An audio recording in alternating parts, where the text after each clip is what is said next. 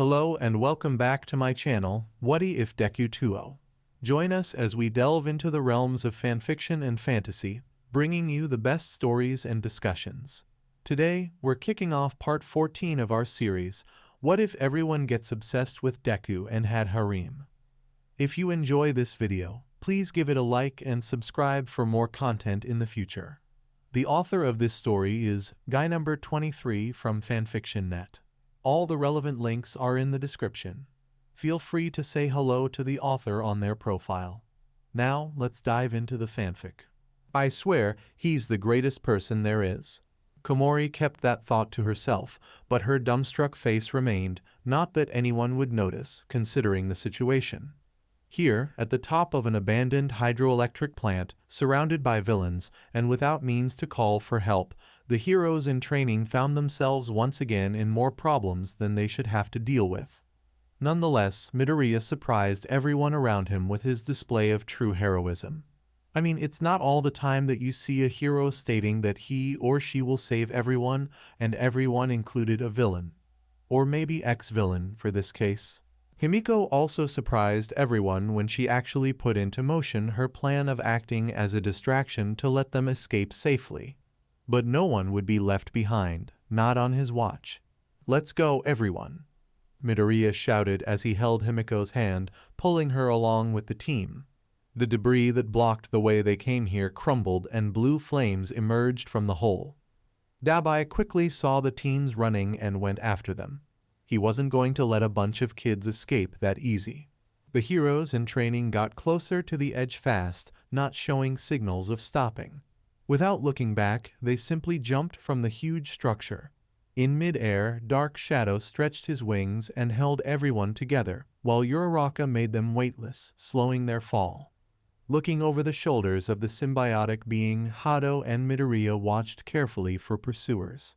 Some villains had wing mutations, others could sustain some form of flight, and there were the crazy ones that simply jumped after them. The Emerald Boy and Brunette used their ranged attacks to keep the villains away, but they were slowly getting closer. At this rate, they would all be captured. But suddenly, something wrapped around Dark Shadow and pulled them to the side. Midoriya, already into a high alert state, quickly moved to cut whatever was pulling them, but he recognized that white and sticky material. "Wait, this thing is Siro's tape," as he said that a figure became more visible in the dark of the night. Standing on top of a smaller building at the base of the plant, the tape hero Cellophane was pulling them out of the danger, at least for now. "Man, today must be my lucky day, I barely saw you guys." They landed and Uraraka released her quirk. Camori helped Takoyami to stand up while Yanagi floated Kodi with her. "It's really good to see you here, Siro. You saved us back there." It was a big coincidence. I was looking for Takoyami when I heard some noise and saw something jumping from the dam. When I saw a black thing warping, I was sure it was him. "Just how many of us did this portal guy teleport?" Next to Siro stood the purple-haired midget. "Zero, did you find Gasp?" A door nearby them opened, and a pink-skinned girl came out, followed by another girl with long green hair tied into a bow. "Izuku." Ashido ran at his direction and jumped on his arms, making him spin around. Right after, Tsuyu also jumped on him, wrapping the two into a tight hug. "I was so worried, Izuku." "Ribbit, me too. We saw you flying with that Nomu, and then portals appeared everywhere, and—" "It's okay, I'm fine. It's good to see you too, but we have to go now. There's an army after us." As he said that, a boulder crashed near them, missing Minta by inches. That was more than enough to put everyone to move. "So you got teleported with everyone here?" Ashido asked the green-haired teen, glancing quickly at the black-haired girl on his backs. "No, just with Kodi here. We met the others while we were trying to find a way out. We ended facing the villains and had to run." "Ribbit, if I remember well, they were after her, right?" Tsuyu pointed to the blonde running with them. Himiko looked away. "Yes, the leader put a prize on her head, so we have to leave as soon as possible. We can't simply wait for the pros to arrive." "Oh, speaking of which, we found someone else," Minta said from the back of the group, trying to keep up with his friends. Ida left a few hours ago. He said he would get help. Really? Then our chances as getting better. We will make it, guys. Just as things were starting to look brighter, something crashed right in their path, something big. A laugh came from the cloud of dust, one that sent shivers down Midoriya's spine. His eyes widened as a known face appeared, with an ugly replacement for one of the eyes. Once his normal eye landed on the green-haired boy, a sick grin opened in his mouth. Yo, brat, I came for a rematch. Villain, Muscular. She paced back and forth restlessly, glancing every 5 seconds at the wide monitors. Satellites, traffic cameras, anything that streamed video was being monitored in the search for the missing students, but that wasn't even close enough to calm you down. Across the door, in another room, Nimuri gathered the strength to make the call she knew she had to do. Miss Midoriya had to know, and she had to be the one delivering the news. And sitting on the back or the monitoring room, arms crossed and a foot tapping impatiently, Rumi watched the blonde dig a hole in the floor with her pacing, to the point the tanned woman was nervous herself. Would you stop for 5 minutes, you? Worry won't bring him back faster. I know, but I hate having to sit here doing nothing, the blonde said in an exasperated tone. I don't like to sit down for long either, but you have to keep it cool. Stay focused. I know. It's just that, sigh. You ran a hand through her hair for the umpteenth time this night. Rumi held an empathic smile. It's him, isn't it? Heavy sigh. I should really stop drinking. It's cool, I ain't telling anyone, she said in a low tone. Wait, you serious? You whispered, looking around then getting near the tanned woman. Why? We might not be that close, but you know how to hit hard, and I respect that enough for me to consider you a friend. Go live your happy life with the green boy, even if it's kinda messed up. For a moment you didn't know what to say. Oh, thanks, Rumi. I also consider you a friend. Plus, it's awesome to have you and Midnight owning me a favor. Rumi, please. Worry about that when we get your boyfriend back.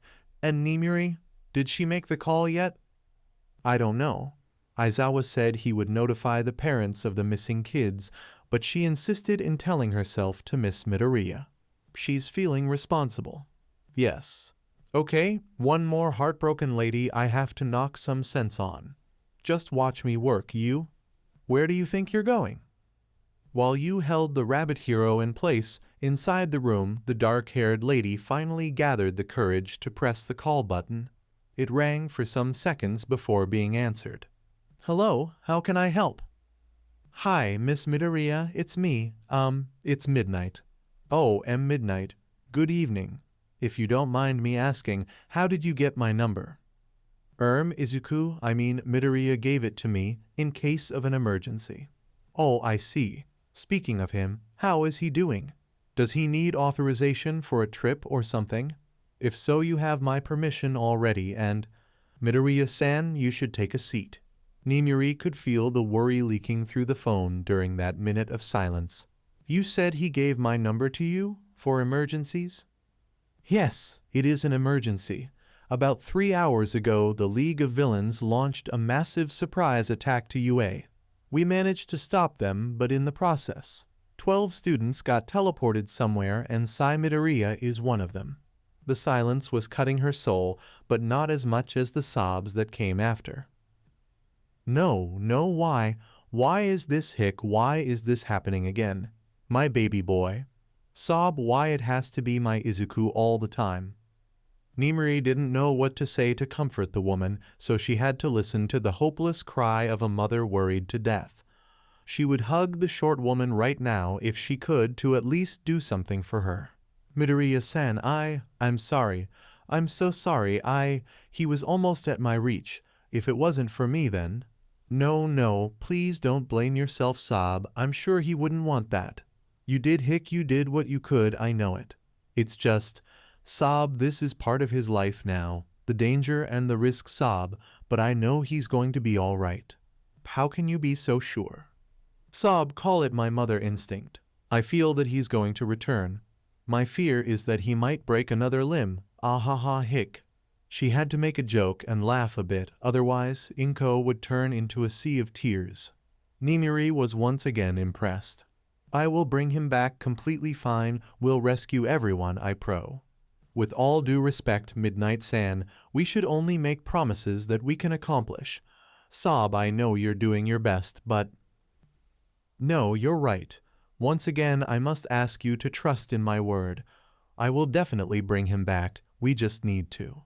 Suddenly, the door busted open and the room was invaded by Yu and Rumi. They looked somehow euphoric. Nimiri, we found them, shouted the blonde. Midnight widened her eyes in surprise, and she quickly became filled with determination.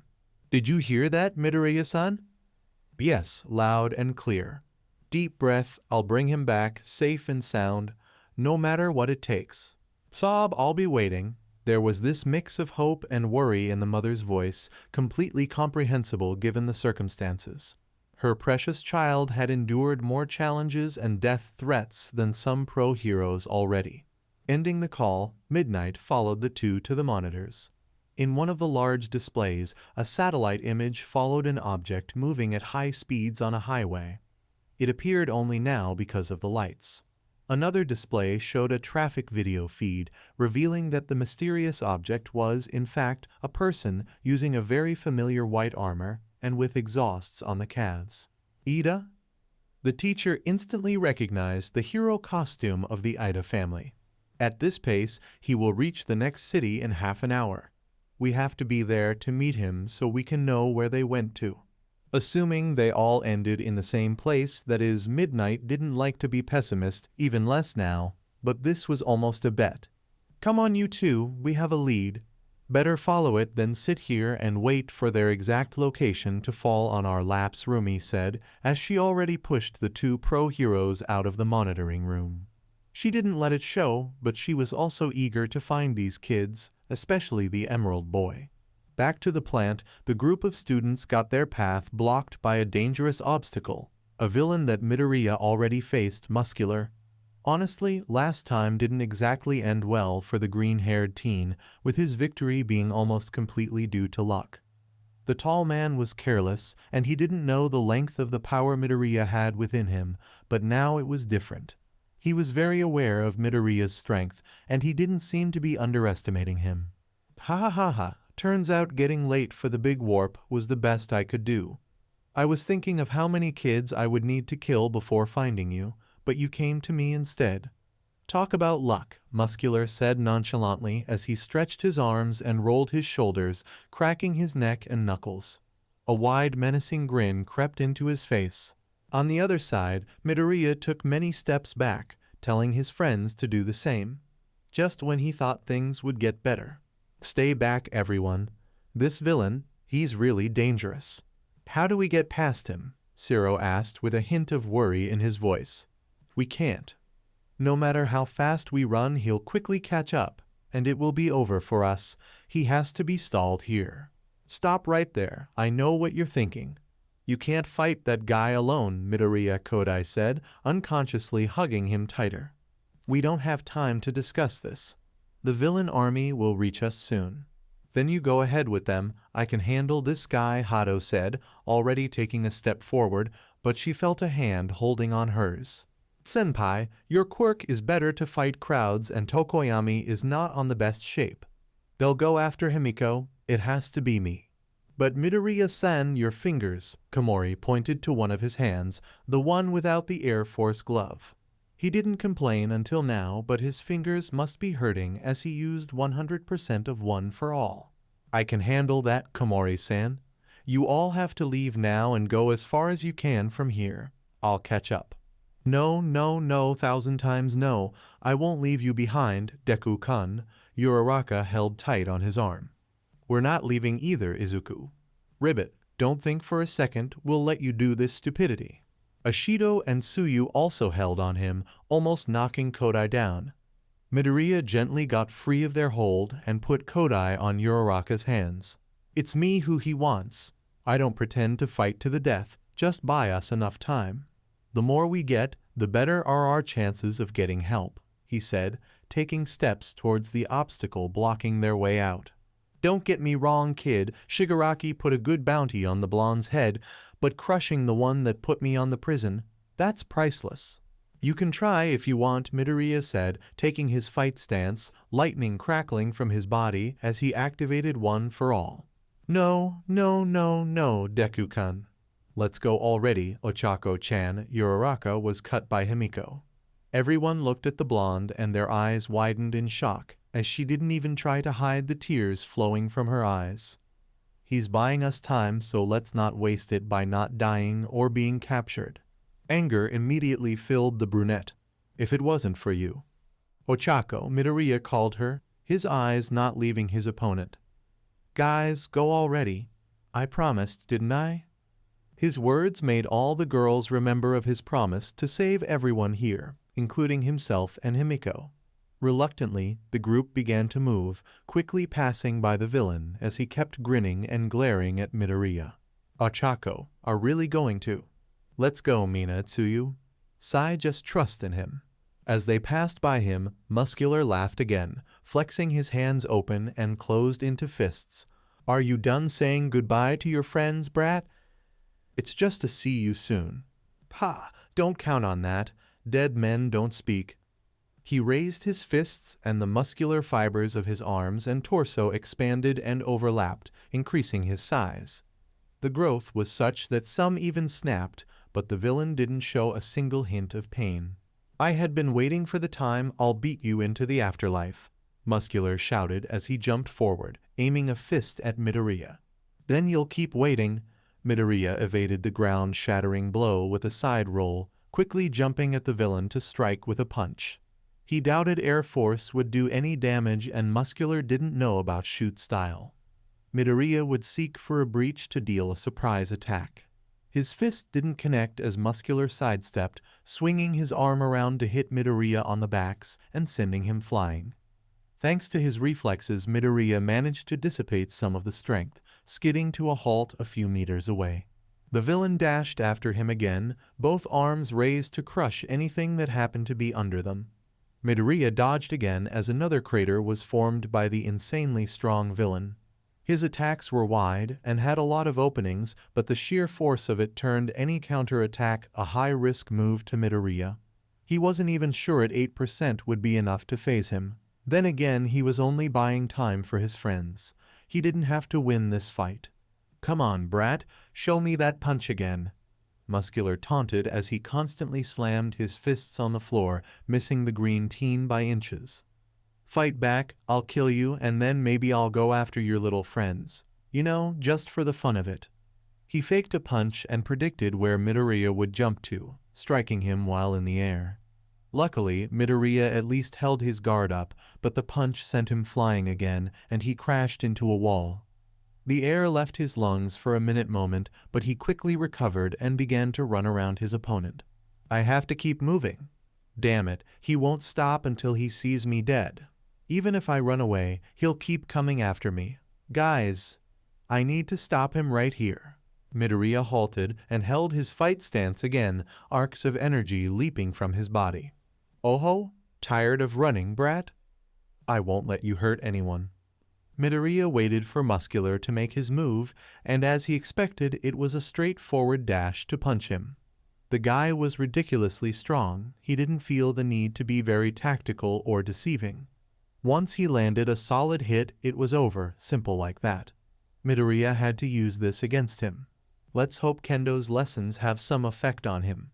Instead of simply jumping away, this time Midoriya got around Muscular and hit his stretched arm that just shattered the floor. The villain didn't even budge, instead bringing his other arm back to hit the green teen. Midoriya repeated the evasion, this time hitting under Muscular's arm, but he swung it again, almost hitting Midoriya. Is that all you got, brat? What? Afraid of breaking a bone or 30? Yes, Midoriya was worried about it, not because of the bone breaking itself, but because that way he wouldn't be able to help his friends, so yeah, no overdoing it this time. It didn't help either that one of his hands was practically unable to properly hit the villain. Broken fingers and all, but he didn't have time to think about the pain. Muscular came after Midoriya swinging his fists like a madman, not really aiming at the teen.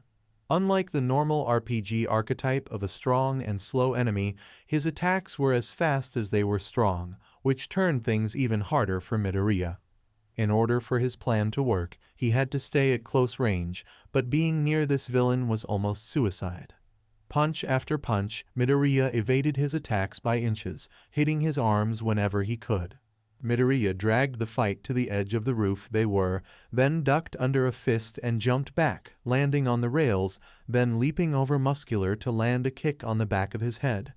That sent the towering villain out of balance, and he almost fell to the shallow riverbed beneath. The rails bent under his weight and strength. Infuriated, Muscular simply spun on his heels, tearing the rails from the concrete and spinning it around to hit the green teen. He barely missed. "Are you kidding me? Make me fall must be the worst plan ever. Do you really think that little fall will stop me, you shitty brat?" Midoriya didn't answer back. He had to stay focused. So far he didn't see any changes, but he decided to trust in Kendo. This time Midoriya went to the offensive, ducking under a powerful blow and hitting under the armpit and jumping away. Another dash forward, and he jumped over Muscular's attack, landing a kick on his biceps and again taking distance. The tactic seemed to only anger the villain, as he didn't show any signs of stopping. "Weak! Too weak! Are you even trying?" His muscle fibers expanded again, and Muscular dashed forward, much faster than before. Midoriya barely had time to react and jumped to the side, getting hit by a body slam and sent flying to the side. "Where's that punch, huh? The one that buried me into a rock. Try it again so I can strike harder." Is that really what he wants? This was really a rematch for the villain, but Midoriya really didn't have time for this. He got up and into his fight stance, except that this time his body seemed under great tension. He grit his teeth as the energy coursed through his body up to 20% of one for all. He felt the strain on every muscle of his body, and his bones felt like on the verge of shattering. This would be a one-shot and risky move, but he was really short on options. Focus, find the opening, and Midoriya dashed forward. Muscular brought a fist back, ready to counter the incoming punch. The annoying kid decided to finally use all his power. He could see that in his eyes. It was just like in the forest, to accept that this time he would make sure to break every bone within the teen's body. Midoriya approached quickly. "Detroit. Come on, shitty brat." It happened in less than 5 seconds, but to Midoriya it felt like an hour. Focused and with adrenaline pumping through his veins, the world slowed down around him, almost like time has stopped. He saw Muscular's fist coming to hit him with full force, the weight shift on his legs to further increase the strength of the punch. It was now or never. Midoriya never planned to measure his strength against the villain. You see, the good and bad point in shouting your attack is that the opponent kinda knows what to expect, or at least he thinks he knows. Midoriya jumped on the last second, leaning his left hand on the huge arm and spinning his body around, connecting a powerful kick on the side of the villain's head. Sink, Louis smash. The roundhouse kick with one for all at 20% sent the hulking villain backward, not flying, but tripping back uncontrollably. Midoriya watched as Muscular almost fell over the edge, but he stabilized himself on the last second, getting straight up and glaring at the green-haired teen while spitting some blood to the side. The furious glare was joined by a psychotic grin as Muscular laughed maniacally. "Ha ha ha ha ha, that's what I'm talking about," but he crouched and aimed at Midoriya, who was still recovering from the strain on his body.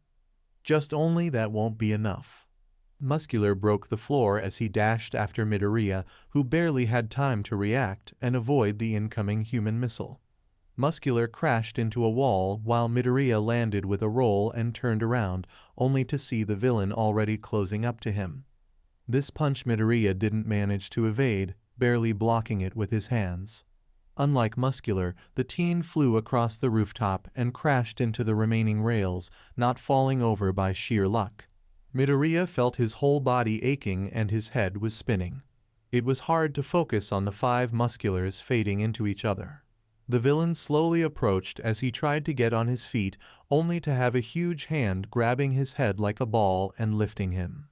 Midoriya tried to pry himself from the painful grasp to no avail. That kick was something, but that must be the best you can do. Ha! Call it a lucky shot or whatever, it doesn't matter how I lost the last fight. You are dead anyway.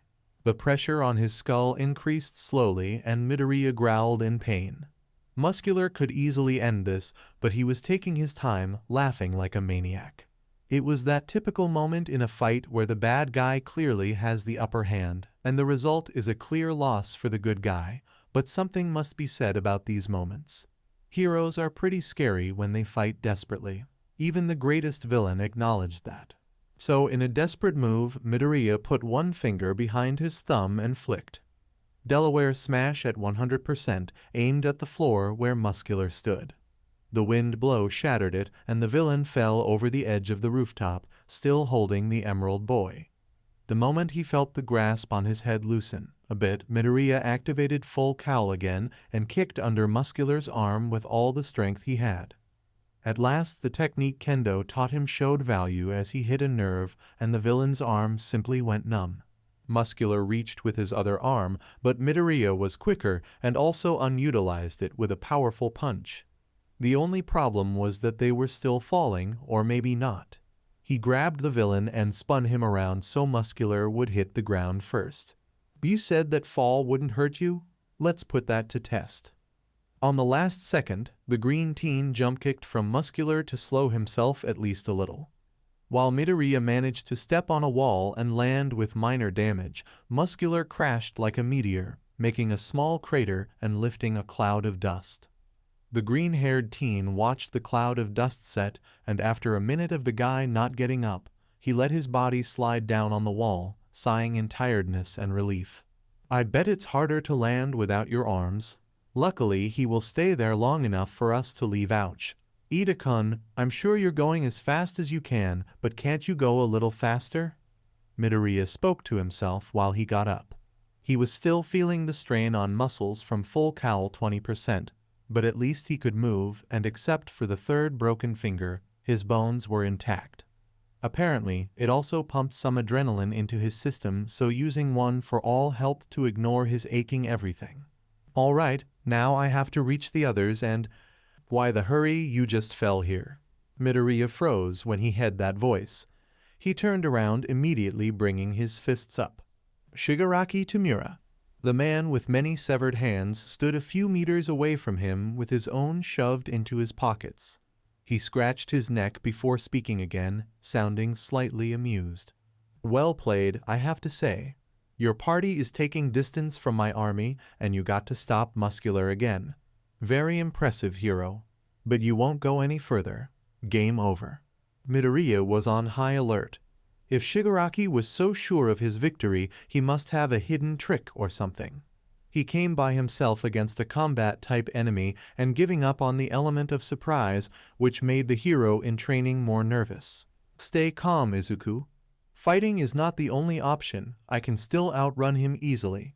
But, coming after me all alone, something's not right here.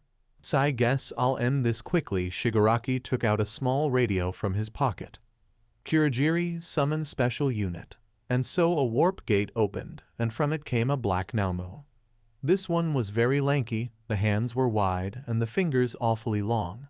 The creature leaned on its hands for support as his skeletal body didn't seem fit to sustain its own weight, so the backs were arched and the extra long arms helped it stand up. As usual, the brain was exposed, thought this one had a glass-like dome over it. The mouth was apparently sewed closed, and it had an iron eye shield attached to the face. Nomu ugly as always. But something in the creature stirred more nervousness into Midoriya. This Nomu, it doesn't even look menacing at all. It's barely standing up. Why would he bring something like that against me? They mix powerful combat quirks to create these things. You must be wondering, why bring such a pathetic-looking unit to the field?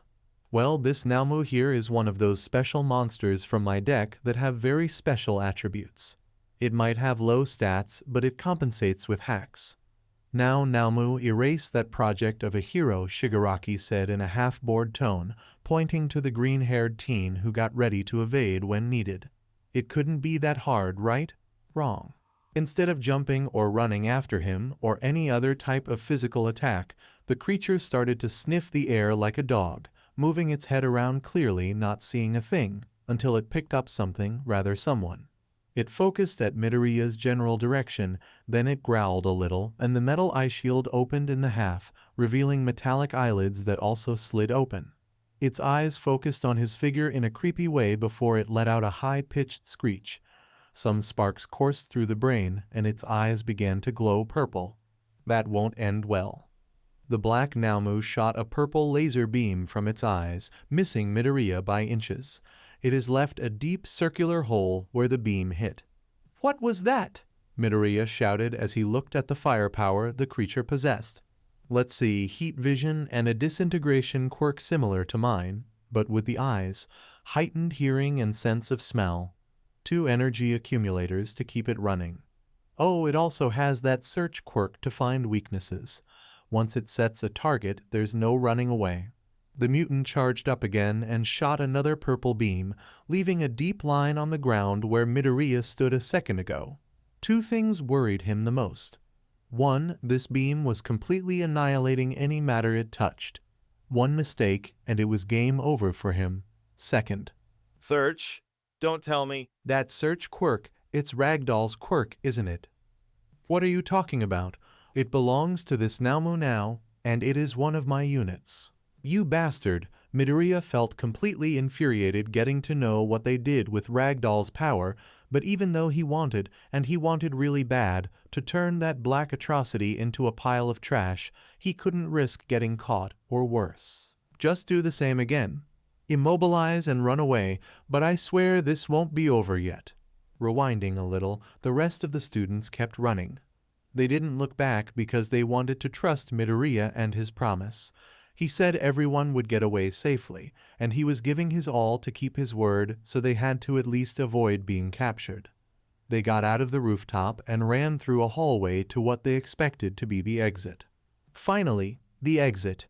Zero pointed to the simple gate separating them from safety, but as if someone had jinxed it, a swirl of dark purple mist appeared and the vanguard squad came out of it. Along with them, other warp gates opened around them, and the villain army surrounded the teens.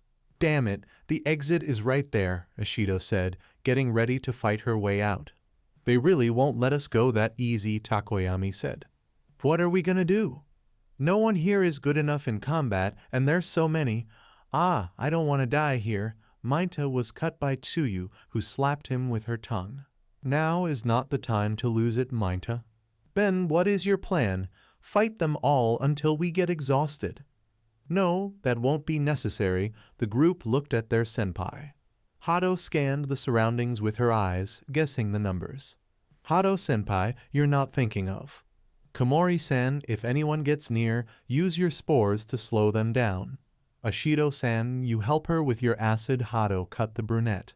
"I'll open a way for you and hold them here until Midoriya arrives." "Senpai, that's crazy. Even you can't fight them alone," Kodi argued. "We're short on options. That's the reason why Midoriya stayed back and I went ahead." She didn't show it, but Hado was feeling tired. She had been using her quirk for an extended period since the training with both classes started.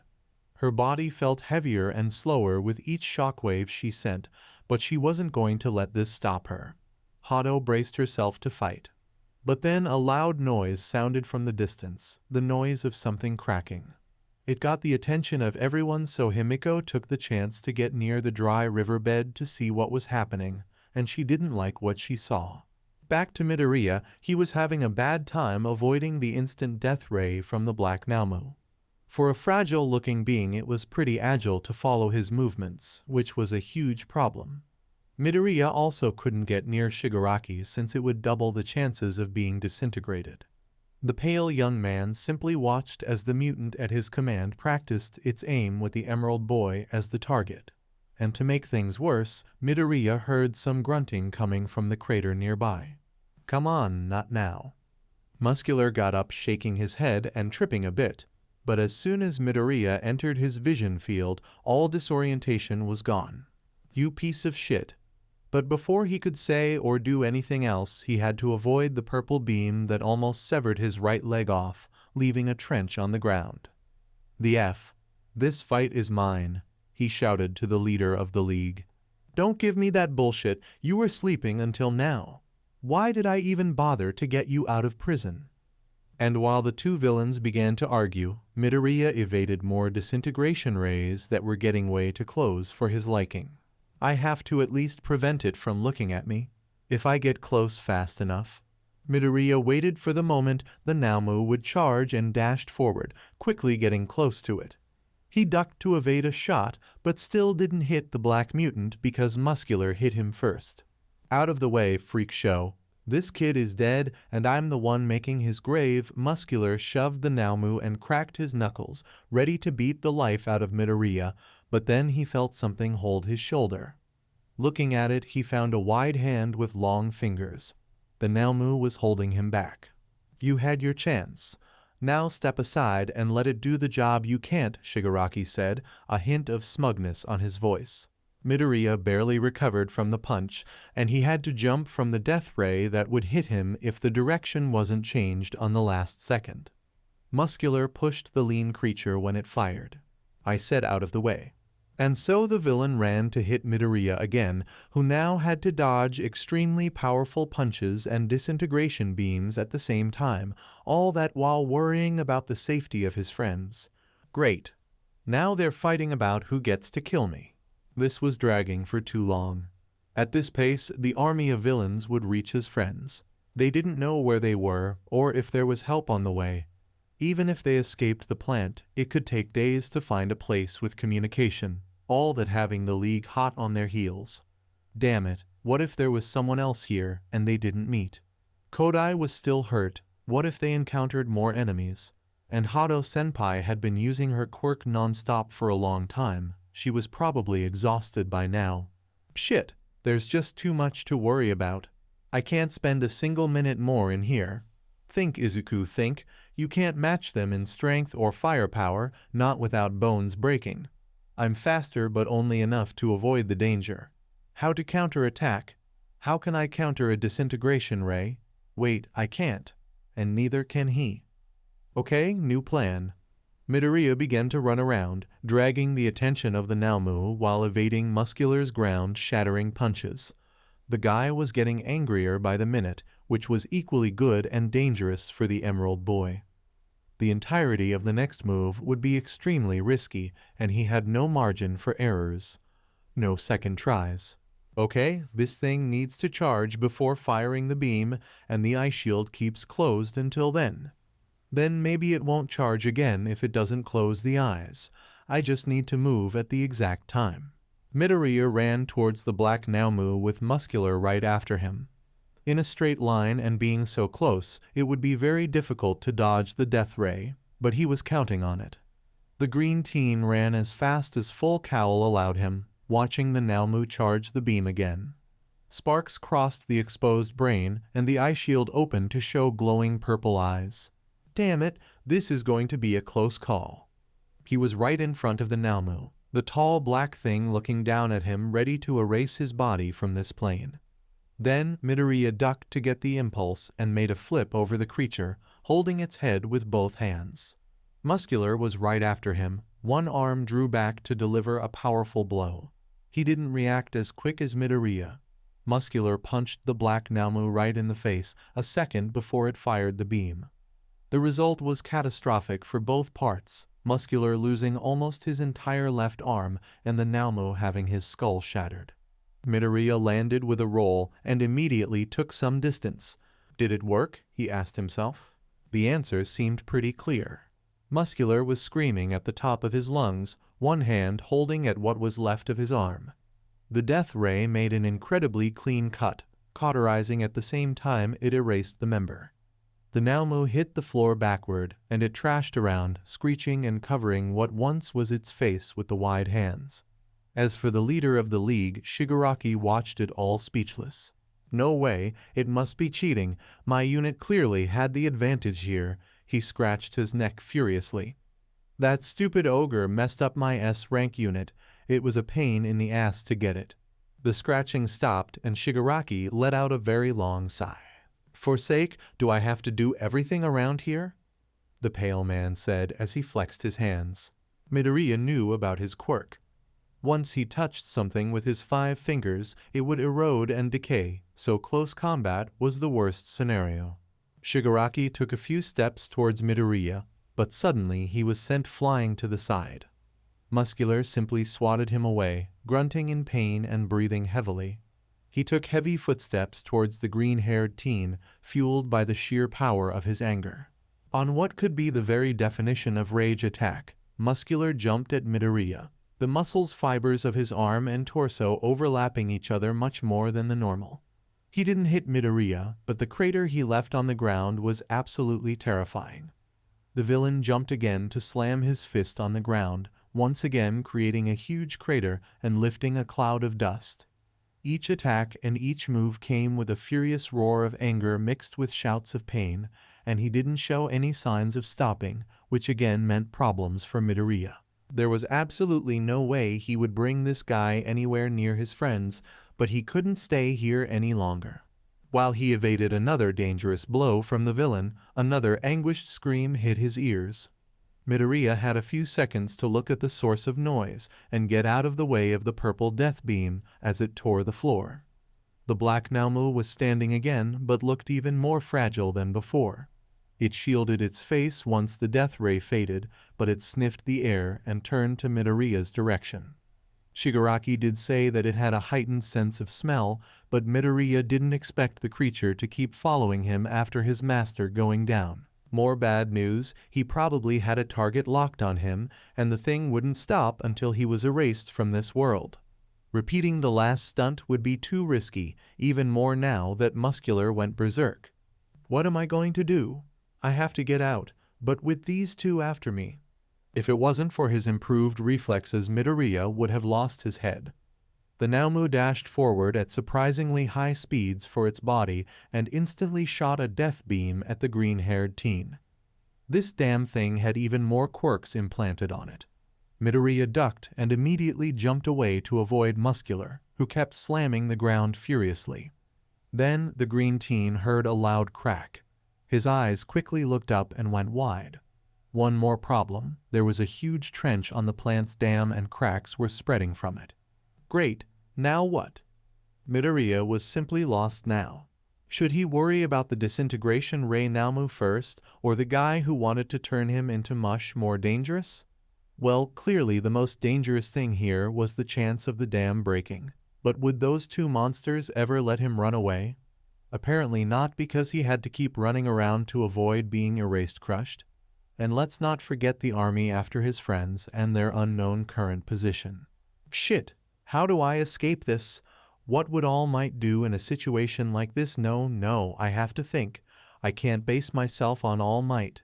Think, Izuku, what are you not seeing?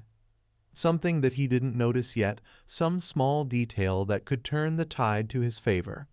A little breach that would lead him to win over this extremely strong guy and the mutant creature and escape the flood that was about to happen. There's nothing so convenient, damn it. Multitasking and thinking of many things while doing important activities like keeping yourself alive can be very difficult, and sometimes we mess up. Well, Midoriya messed up, tripping on his own feet while avoiding another death beam, a common mistake that often happens. Even the way he fell was pretty common. The problem was, in this specific situation there was no room for errors. Midoriya knew about this, which was why he felt it was the end when he looked up. Time slowed down. Muscular jumped and was coming down to end his life, and for a second he thought it would be over for him. But something inside him lit like a flame, increasing in size and power quickly. He couldn't simply die here, he would not. He promised he would see his girls again. He promised he would save everyone, even himself. Funny how sometimes the mind wanders to unexpected places in the most improbable times. Kodai-san reminds me a little of Momo. After that second that felt like hours, Midoriya felt the energy of One for All coursing through his body, accumulating on his arm. He would need every drop of power he had within him to survive this, though unscathed wasn't an option anymore. With his life on the line, perhaps he should also call this United States of Smash single punch with all the power he inherited. Midoriya clenched his fist, arm ready to release all the power, but he never got to use it. At the very last second, something pulled him from the place he was. The impact of the villain crashing like a meteor sent Midoriya flying a few meters along with debris and dust. He coughed a bit, still confused. One moment he was facing certain death, and now he was, well, facing less certain death. What the hell was a hug? Izuku. A pair of arms wrapped around his torso tightly, making him wince a little due to his aching body. That voice, he knew that voice too well. Himiko, what are you doing here? He shouted, confused about whether he felt angry, worried, or even happy to see the blonde here, hugging him above all things. I felt you were in trouble, and I was right. Didn't you say you wouldn't? The situation changed. But why are you here? You're the main target, wait, and the others. I don't know, I saw the dam damaged and I came here. Did you do that? Of course I watch out. He held her and jumped to the side, just in time to dodge the death beam. Shigaraki brought a dangerous Nomu. How much danger? Disintegration vision. Okay, this sounds bad. And how do I beat this thing? How should I know? Didn't he told you guys he had that?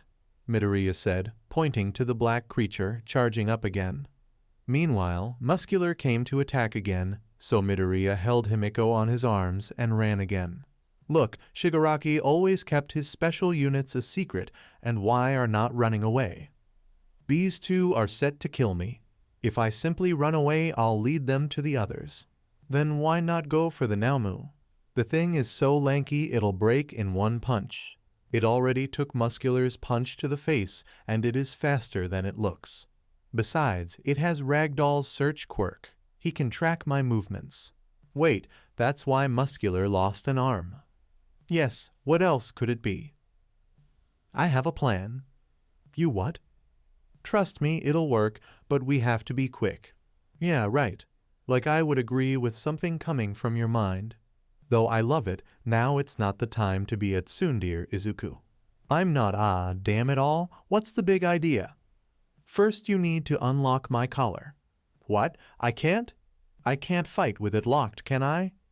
Midoriya hesitated a little, but the raging pile of muscles after them was more than enough to convince him. Tesk, voice command, Midoriya Izuku.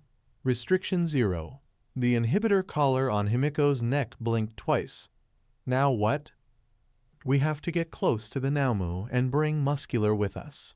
I get where you're going, and it didn't do much when I tried. Trust me, it will now. One more thing, you have to let me bite you. If it wasn't for the situation, Midoriya would have stopped on his tracks. No, absolutely not. Izuku, you have to trust. No, damn it, say that again and I'll punch you myself. Even in this extreme condition, the blonde somehow got to stir these feelings within him. Anxiety, wariness, fear. Just this time, Izuku. Believe in me, she said, golden eyes staring right into his emerald green ones. During all this time, Midoriya avoided things like this. Getting too close or completely alone with Himiko, looking at her in the eyes. It would often cause some flashbacks, and he would be back at the room for brief moments. But wasn't this the reason why he let her stay? To overcome this, he had to look at her without freezing, and perhaps believe in what she had been saying. Not about the plan she had, but about changing herself. So it was a double effort, believe that she couldn't hurt him, and that she wouldn't. Dire choices made at dire moments. Deep breath in. Okay, what's next? He didn't sound a single bit enthusiastic with this, but Himiko had a wide grin crossing her lips nonetheless. Let's get close. You said the Nomu has a quirk to keep track of you, right? Lucky for us, the support course gave me some boring but useful toys. Midoriya then ran close to the Nomu, with Muscular still after them. Just how long was his adrenaline surge? The creature changed up, but before it could fire, Himiko threw a black ball on the floor, a smokescreen grenade. The white dense smoke completely enveloped them. The black mutant stared at it for a while, then a figure busted out of it in a rush. Midoriya ran around to get behind the thing, all by himself, but again the lanky creature was faster than it should possibly be. The death ray came way too close to him. Did he get too tired? Though he evaded disintegration with a very lucky roll, Midoriya ended in the grasp of Muscular again.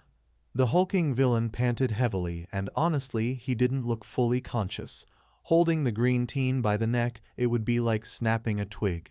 Near them, the black Nomu was charging up again, but Muscular didn't care. This kill was his, even if he died right after. "You are dead," he said between grunts. "Sorry, Protein Boy, I really can't die here." Muscular watched in confusion as Midoriya's smug grin gained fangs and his face melted, green looks turning blonde straight strands and emerald eyes becoming cat-like and golden. Himiko reached for the inhibitor collar at her belt and threw it at the villain's neck. The thing closed and blinked 2 times before it started buzzing. "I bet you pissed off Aizawa-sensei." Zap. Twisting her body, Himiko wrapped her legs around his arm and used all the strength she had to bend it and get free of his grasp. Before Muscular could react, the collar released an extremely high-voltage discharge. It made his muscles spasm, which allowed Himiko to escape with only a minor shock. As the device electrocuted the villain, the Nomu stood idly looking at Himiko. It didn't understand what it just witnessed, but once she changed her face again, the creature reacted and aimed at her. But before firing, it seemed to perk up at something. The mutant tried to turn around as its heightened hearing picked up footsteps. It got confused. Why there were 2 targets with the same smell? The answer: the real Midoriya snuck behind the Nomu while Himiko distracted it, aiming at the supposed weak spot this abomination had. The poor victims of the process were lobotomized to make them perfectly obedient soldiers, but doing that also cut most of the brain activity, so if a particular part was damaged, no other cells would assume the tasks, basically an on-off switch. At least that's what Himiko overheard one time, and who knows the reason why Midoriya was actually doing this. He ducked under the Nomu, channeling full cowl on his legs and torso. New York smash. The floor cracked as Midoriya shot up, connecting a vertical spin kick with the chin of the black mutant. The second impact of the iron soles increased the damage, causing enough brain trauma on the right spot near the cerebellum. The creature shot the purple disintegration ray upwards, leaving a straight trench on the ground and on the dam. And just to be sure, Louis smash, the next kick practically broke the glass dome on the Nomus. Luckily, that thing wouldn't recover from severe brain damage anytime soon. Panting and looking around, Midoriya saw that Muscular had finally shut down. He didn't have any idea of how much electricity coursed through his body, but it took a solid minute for him to black out. Just what was this guy? Himiko joined him with a sly smile crossing her lips. "I don't want to say I told you, but of course that's a lie." "Come on, where's my sorry for doubting you, Himiko?" she taunted playfully. "Now is not the time to joke, but yeah, you did well. That's enough for me, Fufufu. Let's get back to the others and—" Crack! The low sound of concrete breaking cut his words. Midoriya and Himiko turned back, and now the biggest of the problems. The dam was about to break. There was some water leaking through the fissures already. How? It took some damage, but it held itself until now. "Izuku there." Himiko pointed to the base of the huge wall, and he spotted the leader of the league, his hand planted on the concrete and eroding it. Next to him stood that dark blue-haired girl with curly horns. His voice echoed through the wind. It sounded like he was hurt, probably because of the hit he took. "Well, you sure are a pain in the ass, taking down my special unit, being alive, and even saving Toga Himiko. How selfish can you be? This is to show you, heroes, that you can't win everything." And after that, Midoriya and Himiko watched Shigaraki leave the scene via warp gate while the huge structure eroded. Only one thing to do. Run! The 2 teens spun on their heels and darted through the dry riverbed. The walls near the plant were too high for Midoriya to climb, and he felt completely drained. The adrenaline surge wasn't effective and his body refused to keep moving at the same pace. He began to fall behind the blonde, who noticed and stopped to go back and help him. "Come on, Izuku, we have to keep running." She held his arms and dragged him, but his legs stopped obeying his brain. Gasp, I can't pant, keep any longer pant. Midoriya felt on his knees and hands. His heart was thumping on his ears and his vision began to scramble. Something within him wasn't right, or at least it was changing. He couldn't feel it at all, the energy of one for all.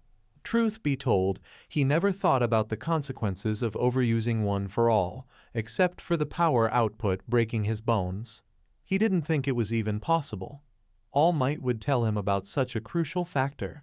Then again, it seemed that one for all reacted in a very unique way with him, which would be pretty interesting if it wasn't for the time and place it decided to act up. Himiko dragged the exhausted green teen as fast as she could. It would be so much easier if it was the other way around. Looked at the margins, trying to find a way out, some ladders, a higher ground, anything to help her get out of here with him. Her eyes turned to the dam at the background every 3 seconds, and she was honestly getting desperate. Come on, move, Himiko. And the inevitable finally happened. The concrete walls eroded enough so the water pressure broke it, flooding the once dry river bed violently. In a matter of seconds, a huge wave of water and large chunks of the walls were above the teens. Himiko hugged Midoriya as tight as she could and braced for the impact. The massive influx swallowed them, and in the midst of a chaos of water and large debris, Himiko struggled to retain her hold on his body. They were tossed around and hit the floor sometimes, and they couldn't see absolutely anything. The strong flow negated any attempts at swimming to the surface. Their lungs began to ache for air. She held him as close to her as she could. If this was the end, she was more than happy to go together with him. But she really didn't want this. Himiko didn't want to simply die here. She didn't want him to die here too. It was just too silly, not heroic enough for him. But there wasn't much she could do about that, right? On the verge of consciousness, she felt something wrap around her leg, something sticky. She wasn't sure if Midoriya had blacked out already, but he was just so exhausted. I don't want to die here. I don't want to lose. Her vision faded to black for a moment. How much time has passed she didn't know, but suddenly she could breathe, and she instinctively tried to sit up, checking if she was still holding a green cinnamon roll of sunshine in her arms. Thank heavens the answer was yes. Hey, guys, over here. Himiko looked to the side, and she spotted the boy with the weird elbows at the border of the river, waving his arms. Tape-kun? Only now Himiko noticed where she was standing, on the palm of a huge rock golem who stood unshaken by the force of the flood. And on top of the earthy giant stood Pixie Bob, now on her hero costume. She jumped down to the hand and came to the teens she just rescued.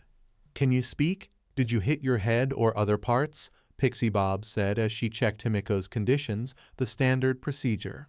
Still a little confused, it took Himiko a moment to react properly, moving the pro-hero away. I'm fine, check on Izuku. He was completely drained before the flood. Worry filled her voice as she kept holding the green-haired teen on her lap. Pixie Bob then moved the golem and led them to the border of the river where Zero was, placing them safely on the ground. There she checked his breathing. Nothing. She began the default procedures, compressing his chest with both hands, checking again and repeating. Pinch his nose, blow air into his lungs, and repeat. Still nothing. Come on, kid. You've made this far, don't give up now, the blonde said as she looked at him, still not getting any response. The other students came around, and once they laid eyes on the scene, panic and fear filled their hearts. Uraraka was the first to try and get to him, but Zero held her back. Let me go, Zero. He's... I know, but we can't panic now. Let her do her job, Uraraka-san. No. This ain't happening. Not again. Ashido shrunk into a tiny shaky ball with hands holding her head, whispering to herself that she was seeing things. He wouldn't leave her again. She had to believe it. Psu instinctively held on the closest thing, which was Hato's hand. The brunette exchanged a worried look with the frog girl before turning to the scene again. Near them, Yanagi helped Kodi to stand up and both looked shocked, to say the least. Yanagi in particular held one hand close to her chest. Camori lost the strength in her legs. Pixie Bob kept repeating and repeating, blowing air into his lungs and repeating again the same compressions. Each count to 30 added to her distress, to the point she felt on the verge of crying. Being a pro hero for some time gave her plenty of experience with this kind of situation, but she simply couldn't keep a professional face when kids and young people like him were hurt. And Midoriya in particular, he had such a brilliant future, a whole life ahead of him, so many people that liked him. She couldn't afford to lose him. Where? Where am I? Or where was I? There was nothing here, only the pitch-black veil of the void surrounding his body. My body, I can't feel it. Why I can't see? I feel my eyes open, but, oh no, don't tell I'm blind. He looked around, or at least he believed he did. His body moved, but it was more like a vague sensation that he was moving. That feeling, it is familiar. Where? No, when did I feel this before? It's like my body doesn't belong to me. And this feeling of being a spectator, there's something here. I think I know what it is, but not something, someone. Midoriya heard a voice echo from the void. It came from the void, and it also came from inside his head, or at least it felt like that. Well, you really did it this time. This is the first time someone gets so deep in here. The void wavered in a way similar to then you throw a pebble on a pond. The pitch-black veil lightened up in a point of light that expanded until a defined shape appeared. After a bright flash, his eyes widened up. Good, his vision was completely fine. And in front of him, hands on her hips and a smile crossing her lips, stood the seventh inheritor of One for All Might's sensei and predecessor, Shimura Nana.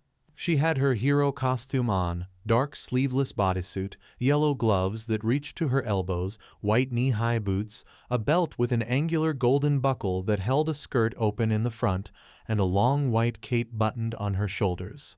She was fairly tall and slender, yet had a voluptuous frame and well-built muscles. Her fair skin contrasted with the dark, straight shoulder-length hair tied into a spiky bun in the back. A clump of short bangs hung above her forehead, while some strands framed her face, adding up to her sharp, intelligent gray eyes. The seventh inheritor surely gave off a powerful aura, but also a warm, motherly sense of safety. It was very present on her look as she stared at him. Seriously, Toshi found an interesting one. It must be pretty confusing to you, so I'll present myself, though I guess you already have an idea. I'm Shimura Nana, the seventh inheritor of One for All. Just Nana is fine for me, she said with a warm smile and holding her hand forward. There was a moment of silence between them. Oh, right. You didn't manifest a body. Can you imagine a hand or something? And since you're at it, try to imagine your own face. I can only see floating eyes. The pair of emerald green eyes looked confused at her, then got closed. He must be trying to focus. Slowly, the shadowy mass that shrouded Midoriya wavered and shifted, taking the form of a human body. His head, neck, and shoulders were completely formed, as were his arms, but the rest of his body remained pitch black. There we go. So this is the face of the boy Toshi chose. You're quite handsome, you know, in a cute way. Thanks, I guess Midoriya simply didn't know where to look at. Mostly because everything around them was the same endless dark. He awkwardly scratched his head, noticing that Nana was still holding her hand forward, so he reached for it, and they shook hands. My Midoriya Izuku. Nice to meet you, Midoriya Izuku. And no, I meant PFFT, I know, ha ha ha. Relax a little, you're way too tense. Her smile never left her features. Indeed, Midoriya felt worried about something. He knew it was important, but he couldn't tell what it was. Nana-san, are we inside my mind right now? He said, looking around. Interesting question. The answer is yes and no, as far as I can tell. What does this mean? Well, I'm not 100% sure, but after passing One for All to Toshi, I somehow found myself in here. After some time I gained consciousness, but I don't know much about how it works. I see. So perhaps when One for All is passed down to the next inheritor, it creates this medium within the mind of the user and stores all the memories of the previous ones. So this isn't exactly my mind, but I can access memories and other things as if they were mine.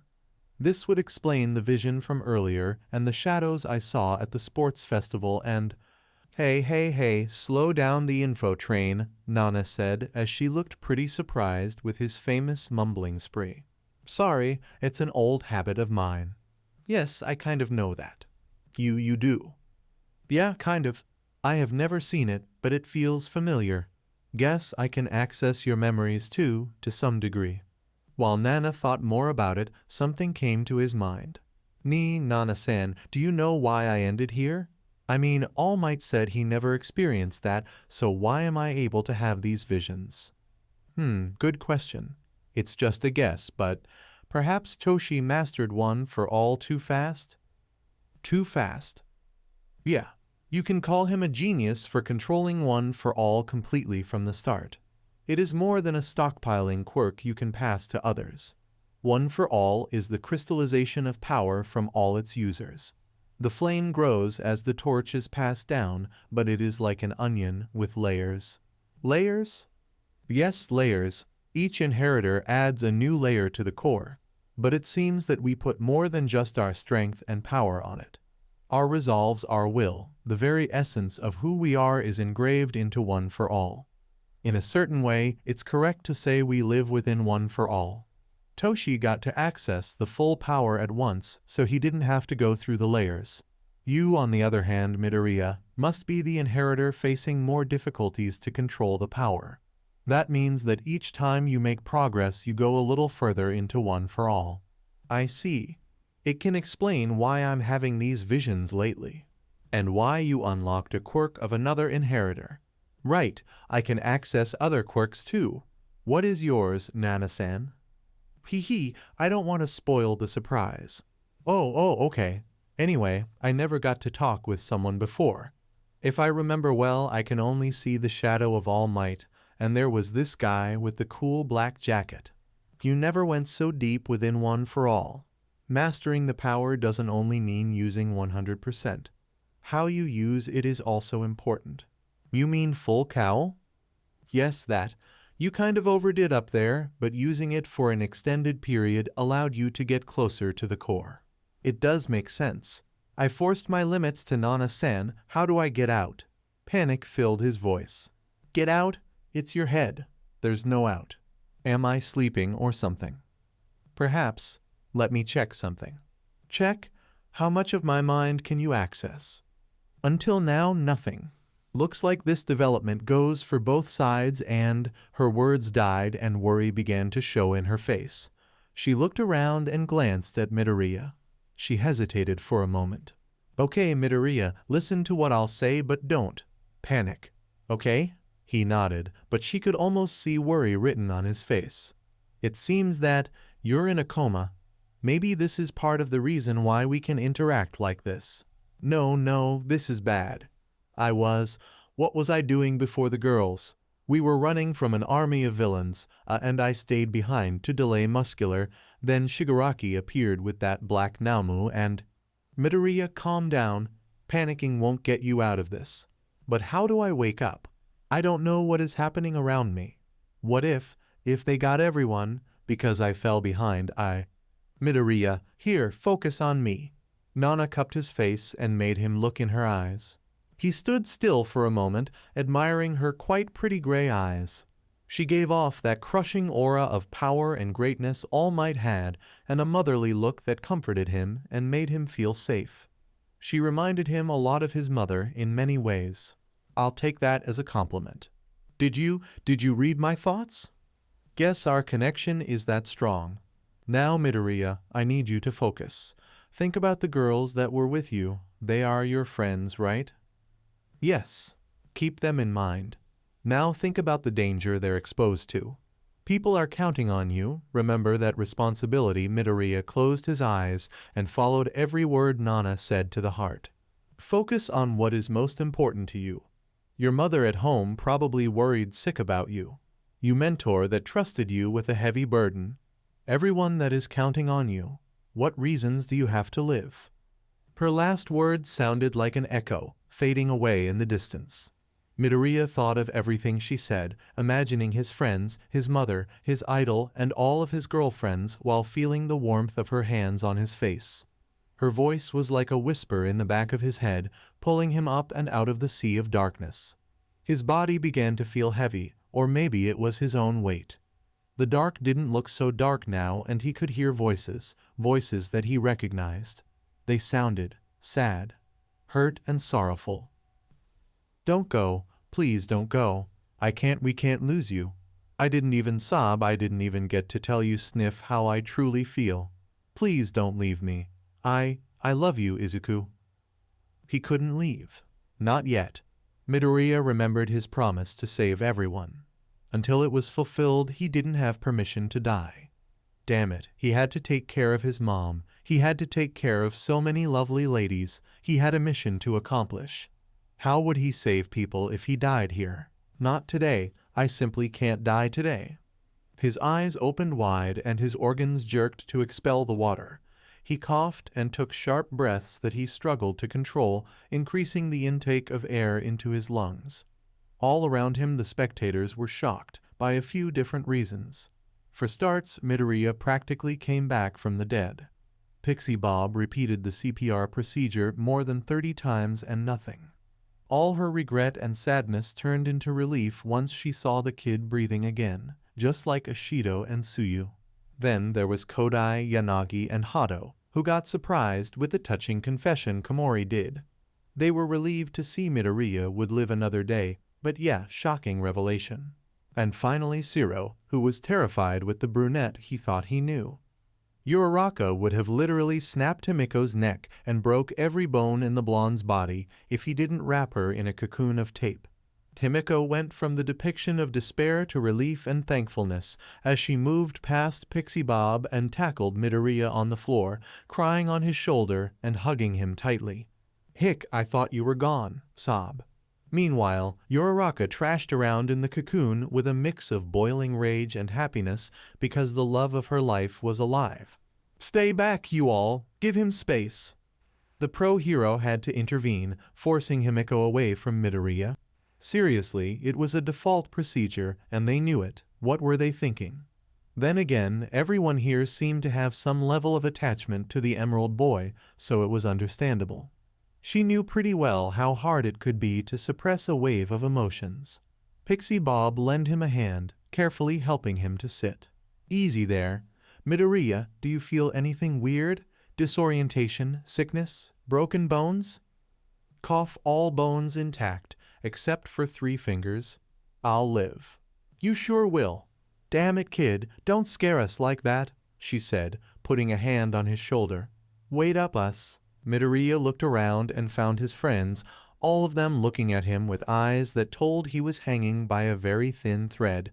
"Guys, what happened? Where's Takoyami and Mainta and—" "Hey, slow down, man. It's almost over now." Ida did it. The pros arrived just in time.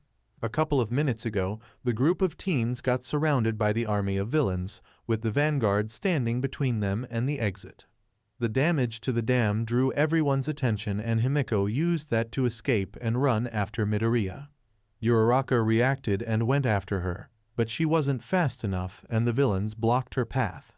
The enemy engaged and Hado took the front, fending as many of them as she could, but she quickly got overpowered by sheer numbers and due to her already drained stamina. But before the villains had a chance to attack, the wind blew and 3 helicopters flew close to the ground.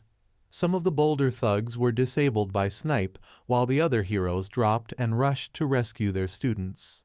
In the middle of the fight, the dam broke. Shiro, who was closer to the river, got a glimpse of the 2 teens being dragged by the flood and quickly made a tape net to grab them.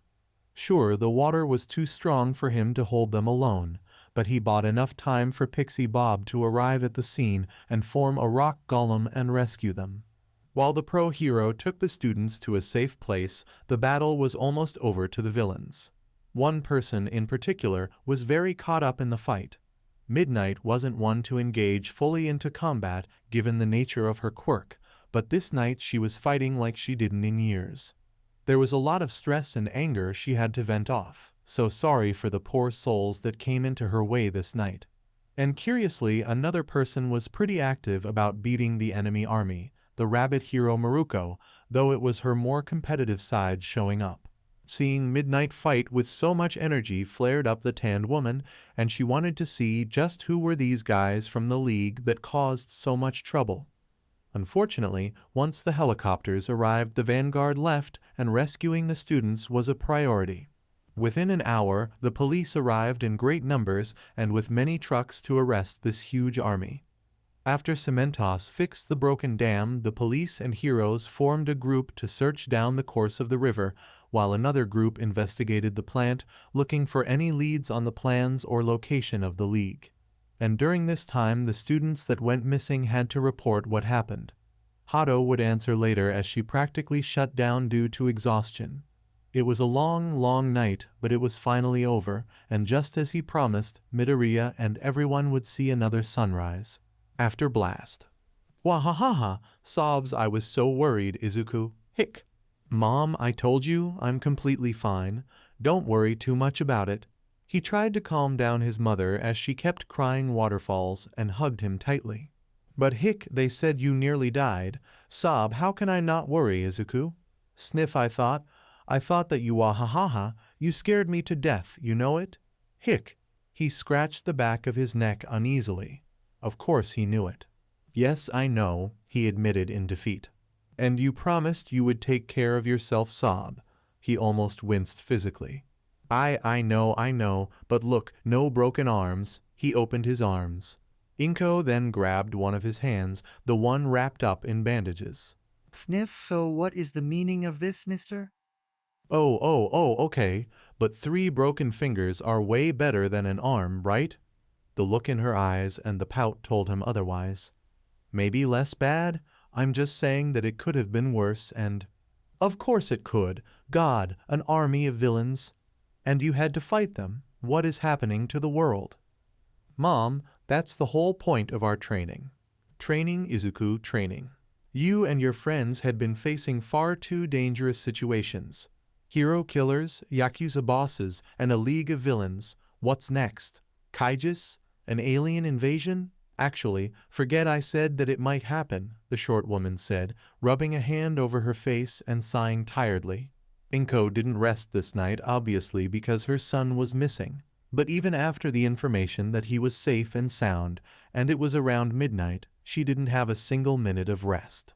She wanted to see her baby the moment he put his feet at UA, but the police advised her to stay at home. Not all the villains were captured, and they didn't know the extent of their knowledge about the school, so they could be targeting the parents of the students. But once the sun appeared on the horizon and the sky began to lighten up, Inko took the first train and headed to UA at full speed. She banged at the heavy reinforced door, and once inside she made her way to the dorms, looking around and completely ignoring the staff and whatever they had to say. Luckily for her, she encountered a pretty nice girl with pink hair that pointed the direction to one of dorms. She even showed the way as she too headed there. And to say Midoriya got surprised when he woke up to the voice of his mother was an understatement. He instantly got out of his bed and rushed to the balcony, eyes widening once they laid on the familiar bun of green hair. Forget brushing teeth or even putting a shirt, he rushed down and out of the building to meet her right there in the garden. Come on, Mom, this would be too much, but if you stop to think... No, absolutely not. If you tell me there's some project to send you to space, the answer is forever no, and... Mom, I'm kidding. I'm not going anywhere, he said, resting his hands on her shoulders. Funny how things changed from when he was a kid. Normally, she would be the one comforting him whenever he got hurt, soothing him and helping to make the pain go away. Now it was he who tried to send the tears away while she soaked his chest. If that was completely true, you would still live with me, sob. Mama, miss you a lot, you know that? Yes, I miss you too. Then, the least you can do is stay safe. Izuku, I don't know how much more of it I can handle. I promise I'll do my best, Mom. Inko showed a warm smile, feeling proud of her son and how much he has grown up already. They hugged again and stood like this until they heard a third voice. Oh my God, sorry to interrupt, But this is absolutely adorable, Hatsume said, looking at mother and son. Inko held a bright smile while Midoriya looked to the sides, completely embarrassed. I'm sorry, I didn't even ask your name, dear. It's fine, I can see why you were in a rush. I was pretty worried too. Well, I'm Hatsume Mei, the pinkette said, putting her hand forward. Perhaps you're one of Izuku's friends? Your face seems familiar. Oh, it must be from the sports festival. I'm not from his class, I am on the support course. Mei is quite the genius, Mom, though she tends to blast her inventions. Hey, it doesn't happen all the time. While the two argued, Inko let out a soft laugh. Phew, you two seem to get along pretty well. Thanks for taking care of him, Hatsume said. Hatsume felt embarrassed for a moment, but then a smile slowly crept onto her lips. Midoriya didn't like it. Oh, sure, I'll take very good care of him, right, sweetie? Why, yeah, sure. Did I miss something? Inko asked, looking at the two teens with a confused look. It's nothing really, Mom. Oh ho, I wouldn't say it's nothing. At least to me it was something. Something very... why don't we get inside and I will fix some breakfast? Midoriya quickly covered Hatsume's mouth and instantly pushed her and his mom inside the building, but not before a fourth person joining the chat. Shut up, I'm trying to sleep. Auntie Inko? Bakugo almost literally blasted from the balcony of his room, not expecting to see the green-haired lady here. Bro, you're being loud too, and Midoriya? And Deku's mom, Bakugo answered. No shit. Hold on a sec, I'm coming. Man, I have to talk to Midoriya's mom, the red-haired teen said as he got back to his room. Meanwhile, Inko looked at her son, who seemed somehow tired. Your friends are pretty energetic, Izuku. Yeah, pretty much. Oh, we know some pretty energetic ones, right, Midoriya? Hatsume taunted, nudging him with her elbow. Once again Inko was lost. Not now, Hatsume, he whispered. Why not? I think it's time for me to meet my future mother-in. And while Midoriya struggled to block Hatsume's mouth again, Inko met Kirishima and some other students that got up with all the noise.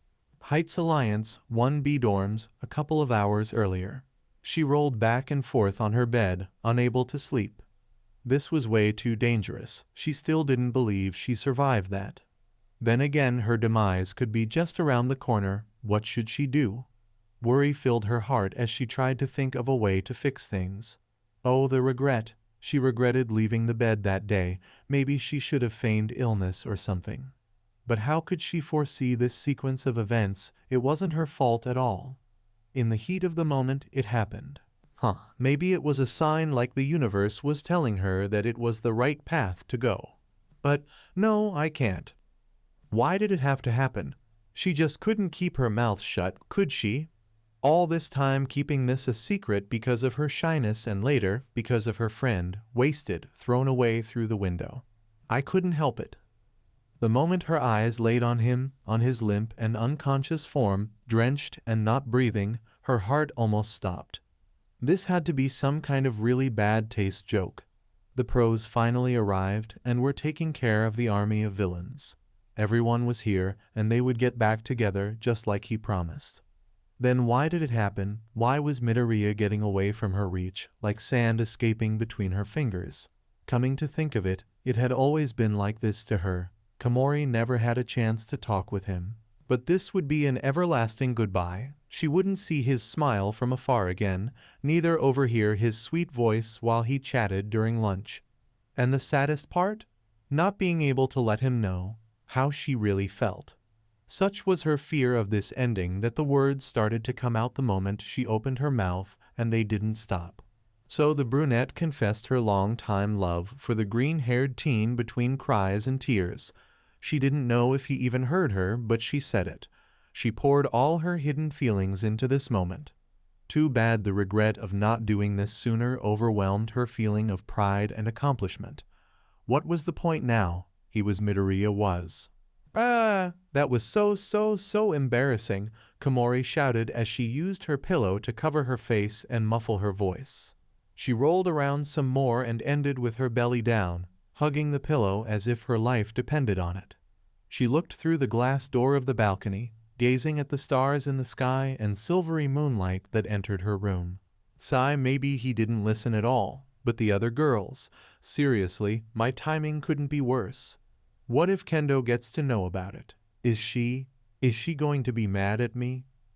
And while Camori whined some more about this complicated situation, a certain blonde shorty kept her ears glued on the wall next to her friend's room. She wasn't one to pry into others' personal matters, but she got concerned after the third muffled shout. And it was 3 in the morning. May, what were you thinking? Mom can be suspicious now, Midoriya asked the pinkette as she tossed parts everywhere. It was just a joke, and your mom was worried sick about you. She can't have minded that much, Hatsume said as she got up with a metal plate and some other small parts. But I wasn't joking when I said I wanted to meet my mother-in-law. Oh, the green-haired teen looked away, scratching his neck. This passed by his mind before, but not as frequently as he supposed it should. She saw that and walked to him, planting a kiss on his forehead. Hey, don't be like that. You make it look like it's the end of the world. Well, perhaps because I currently have 12 girlfriends and I had sex with all of them, so yeah, XK class end of the world scenario. She couldn't help but giggle at the way he put his hands together in front of his face, looking at the floor and in intense thinking. Okay, it's not a common situation, but your mom looks fine. She'll understand. Actually, that's not what concerns me the most, so how damaged is it? He asked as she began to tinker with the broken Air Force glove. You, sir, managed to blast a solid plate of lightweight alloy 4 times stronger than titanium and with greater impact dampening than Kevlar. All the joints were completely broken, and look at this. How do you bend metal like this with a finger flick? She said, pointing at the broken item, showing the huge deformation on the plating. It was a desperate situation. Hatsume let out a long sigh, then looked at him with a warm smile. Oh well, it means I have to make it even better. Yosh, now I'm all fired up. Seeing Hatsume so motivated elicited a light laugh from Midoriya. Oi, what's so funny? Oh, nothing, it's just, well, experiencing near death gets you thinking. I really like the way my life is now. But I have a lot of things to do, and you're right, sooner or later I'll have to tell Mom about all this. I have so many things to worry about, but seeing you like this makes it way less heavy on my shoulders. Hatsume stared at him with wide eyes, and her cheeks quickly gained a reddish hue. What are you saying, oh, out of nowhere? His words, rather, all the emotion he put on those simple words were more than enough to throw her off balance. It's just the truth. Just because you feel like that you don't have to say it in tea that way. What do you mean? We're very, very intimate already. Isn't it a little late to this kind of embarrassment? He said with a light tone of joke. The pinkette averted her gaze a little, her voice sounding shy. I can't help it. You're too cute for your own good. Besides, he said, getting closer to her and wrapping his arms around her waist, leaning his chin on her shoulder.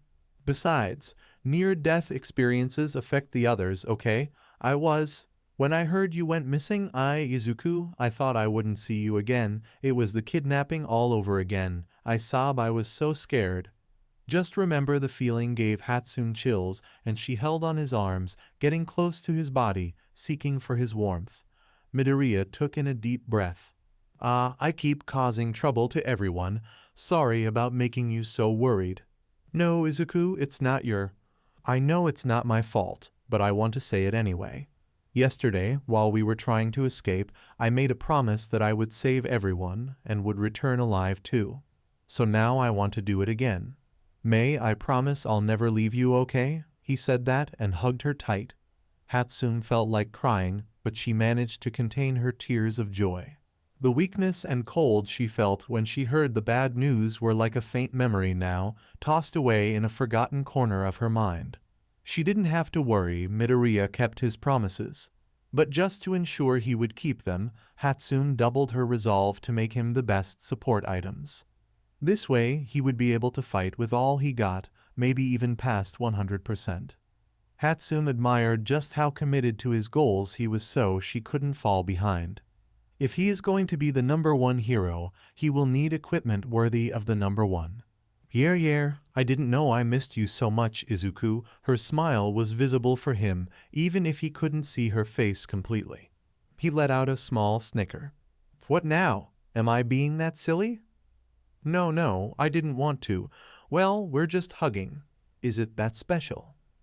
Right now, yes it is. But since you mentioned it. She then spun around, still wrapped in his arms, and traced lines with her hands from his chest to the back of his neck. Why don't we change to something more fun? What, here and now? Don't worry, there's no one in the building because classes got cancelled, and the door is locked. Triple checked the system. If the classes got cancelled, why did you wake up so early and brought me here? Isn't it obvious? I wanted to spend some time alone with you. Can you blame me after what happened? No, I can't. In that case, allow me. Izuku leaned closer and planted a soft kiss on her lips, quickly deepening it and pushing her against the table. His hands lowered a bit, making small circles on her butt, while Mei shivered under his touch and brought him closer. She let her hands wander freely, feeling his body and toned muscles. Gosh, how she missed his warmth, his touch, his scent, generally anything related to the Emerald Boy. He moved his lips from hers, trailing kisses down to her neck, holding her tights and making her sit on the workbench. His hands worked fast, lifted her black tank top, then undoing her pink bra. He planted more kisses on her chest before cupping one bosom and capture the other with his mouth. Mei moaned lowly in happiness and arousal, looking endeared at the green mop of hair she loved so much, gently stroking his locks. Mei let out a surprised moan when she felt a very well-known touch near her privates. She lowered her baggy pants and panties, eager for him to make her feel in heaven. She felt one finger slide in slowly, then two, and Izuku began to work his magic. In matter of minutes Mei was already breathing heavy, her face red and her eyes fogged with lust. She moaned louder when she felt his tongue down there, tasting her juices and cleaning her up completely. Damn, she was already so hot and wet. But she wanted more, she needed more from him. As if reading her mind, Izuku got up again and looked at her right in the eyes, the grin on his face telling her to help a little. Mei reached for his pants and lowered them, freeing his rock-hard manhood. They kissed again while she stroked him, making slow motions. She even got a few gasps from the green teen, something she adored to no end. Izuku held on her thighs, opening her legs a little and bringing her closer to the edge of the workbench. He rubbed the tip on her soaked entrance to teasing her, and each time he pushed a little further she would focus on his eyes, pleading to him to keep going, only to be denied of what she wanted. Once he decided he teased the pinkette enough, Izuku held her cheeks and slid his member inside her. Mei closed her eyes and hugged him tightly. She didn't know she missed him so much either. He began to move, slowly at first, then picking up speed. Each move, each time she felt him going deep inside her, Mei would moan, call his name. She could feel his hard member sliding inside her, every bit of it, sending waves of pleasure across her body. And if it wasn't enough, he kept sucking her hard and caressing her butt, rubbing her abs and thighs. Her skin was on fire, and every touch had some electricity to it that gave her goosebumps. Her head was so light, and she felt lost in her own mind. Mei couldn't think of anything else but him, giving her enormous amounts of pleasure. What would I do if he left? I can't even imagine. Someone else making me feel like this. Izuku, you're the only one. You're my only one. I love you, I love you so much. Izuku sped up a little, choosing to pick up her by her thighs. Mei held on him with her arms around his neck and wrapped her legs around his waist, moving her hips in sync with him, thirsty for more of him. Izuku, more, I want more. I missed you so much. I missed you too, Mei. Harder, your member is highest so deep inside me. Your getting so tight, Mei. That's how much I want you. My body is completely honest with you, Izuku. Her hips were on fire, she clung on him as her life depended on him, and Izuku kept slamming inside her without slowing down. Her private part would meet the base of his length, and Mei would tighten even more, to the point he felt like she would simply suck him and never let go. Between heavy breaths and moans, he felt May tensing a bit. She was close to her climax.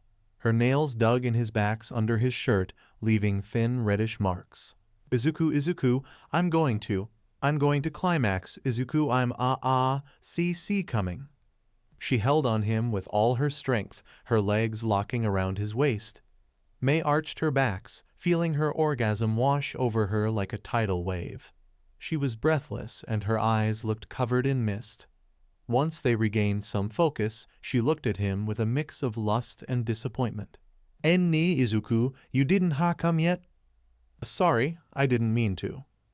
Is that something to apologize for? No, I mean yes, this is kinda confusing.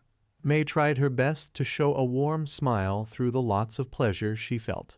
Sigh, am I not enough for you? Is that it? May, you know I don't think that of you.